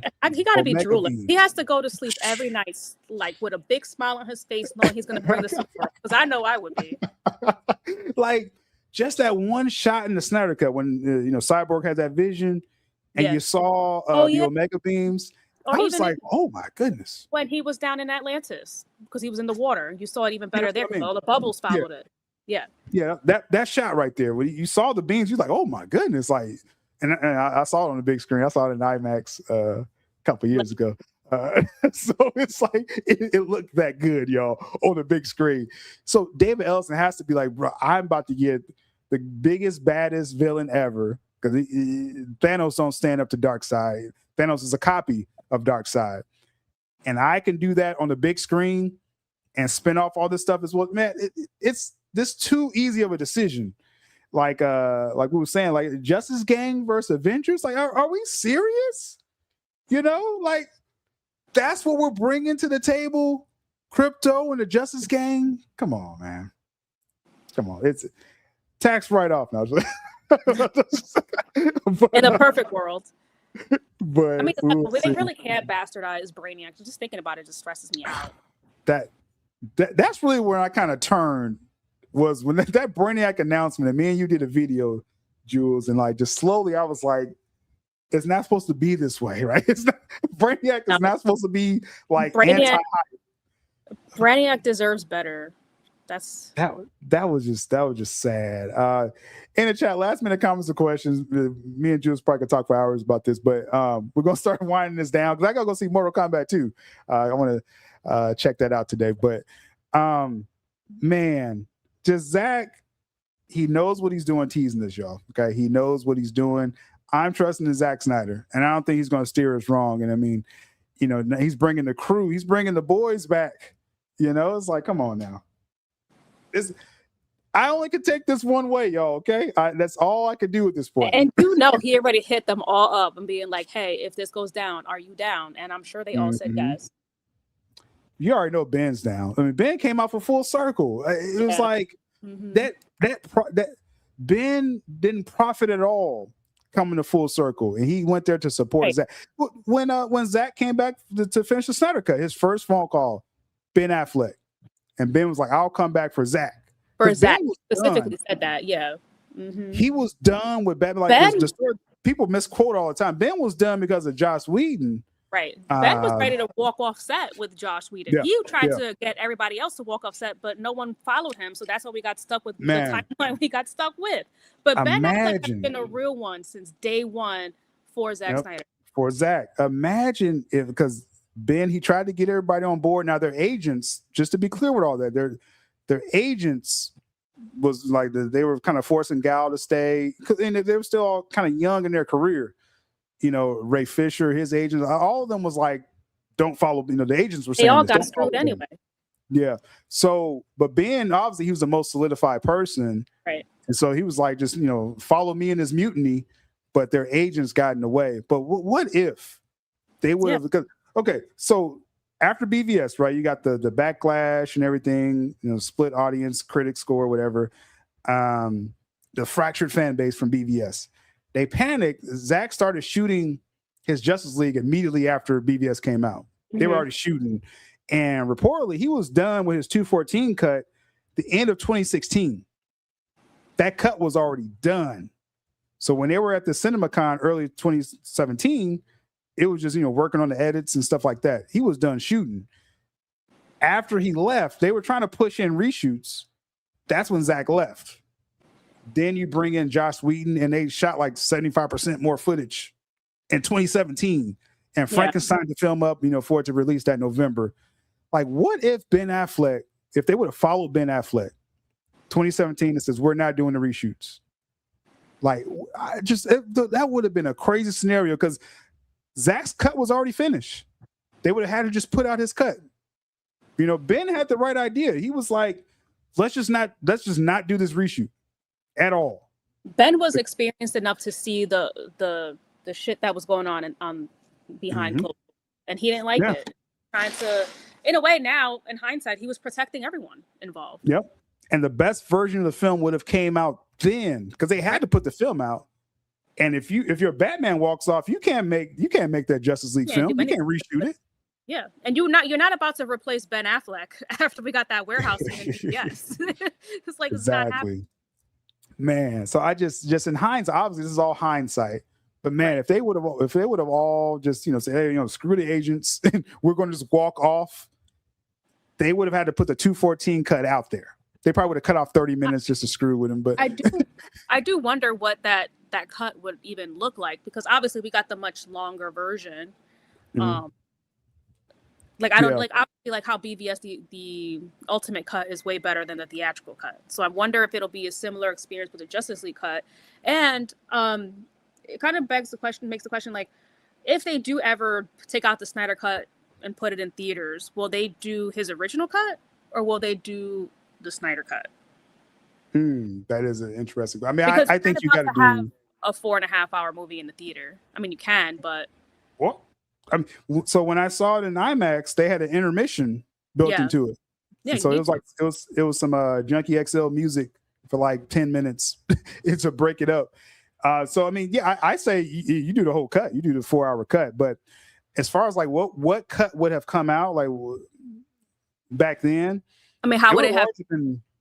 It would have largely been the same. But Zack, when he came back to finish it or add the nightmare scene, he did add spots to the third act, like Batman on that turret gun. He added some of that stuff, against the parademons. Maybe a few touch-up scenes particularly with he touched up some Batman scenes, Cyborg scenes. Then you have the nightmare scene. So it would have been largely the same film, except without the nightmare scene. Without Leto, wouldn't have been, in it or anything like that. Yeah. So it would have largely been, the Snyder cut. I mean, just probably like 30 minutes or so shorter. Oh, that's still a long film for theaters. Yeah. So I mean, I'm just saying, like this is inevitable, y'all. I really, Zack is keeping the hype up, y'all. So we're gonna follow that hype as we close this down. And again, just the instant hype. That's what I was saying with the. James Gunn puts out a chessboard and, I got Crypto and the Daily Planet coming back. And then you see Matt Reeves, the Batmobile in snow, instant hype, right? That's the difference in this DC hype. And just again, like we said, just a picture of Henry Cavill's shield will break the internet even more than what Reeves just did with Batman. You know what I'm saying? So, or just seeing Ben, just seeing Ben just sitting in the Batcave, that would just people will pass out if they see too much. Like, come on now. That's why it's crazy that there's still people that believe that Snyder won't make any money with DCU. He's all he's ever done was print money with DC. Now it's just going to print even more money because we all miss it. Yeah, it just, the hype is there. We're seeing the trend, like you said, with Marvel. Bring back the people that made us money. You know, get RDJ back, Chris Evans, come out of retirement. You know, the Transformers, get Michael Bay back. You know, David Ellison's already doing this with Paramount. The Mummy, with Brendan Fraser, bring him back. You know, it's about what worked before, because theaters need it. Theaters need that familiarity. And particularly with like with CBM films, you need an Avengers film right now for CBMs. You saw the crap, you know, how crappy they did. They tried to do Thunderbolts and Sam Wilson. People ain't going to theaters for that stuff. You got to bring out the heavy hitters. So with DC, okay, you try Superman again. Okay, we got Matt Reeves' Batman. We need Darkseid on the big screen, man. Just stop playing. You know, we got to stop playing with this. So anyway, yeah, the Mummy franchise. Yeah, it's like they're bringing that back. So, yeah, let's restore the Snyderverse, man. Yep. That's when you made money. Exactly. We need that Green Lantern scene. We do need that. And they do need to release that. Stop playing. I remember I asked Zack Snyder at Full Circle. I was like, do you have it on your phone? He said, I had it on another phone. He said, it's on my other phone. I was like, oh, Zack, you playing with us? Come on. He purposely left that phone at home because, you know, he would have showed everybody. I think I'm trying to remember. I think he said, like, basically he can't bring out the phone anymore or something like that. Because, like, yeah, he probably ticked them all off showing that picture just at one time, you know? Right. Yeah, we want Wayne T. Carr. We want to see what he has. But look, one thing about Zack, he knows how to cast. Like, he picks great actors. And if he picked Wayne T. Carr, it's because he saw something in him. And I'm sure his portrayal of Green Lantern, it would have been amazing. Oh, my goodness. Just seeing that. And then, yeah, like I said, yeah, get him ready for the Nightmare movie, because we're supposed to have some Lantern action, I think, according to the leaked, because again, the story could change, but the leaked storyboard, you had the Lantern in the beginning of the Nightmare movie. So we'll see. We'll definitely see, because I believe it's a chance for it to happen, y'all. So as we wind this down, because again, we could talk about this ad nauseum, y'all, just the possibilities of what's going on. But with the Saturday show, again, appreciate all the support for this show. This show will continue because of the interaction and the support that y'all are giving us for this. So definitely appreciate it. YouTube is a different game now. So it's not like in 2022, it's like the algorithm was different. Now it's like y'all need to smash the like. Y'all have to comment, share the video. That definitely goes a long way overall. YouTube members, I recently had my initial reaction to the Reeves Batman snow picture. So become a YouTube member. There's more.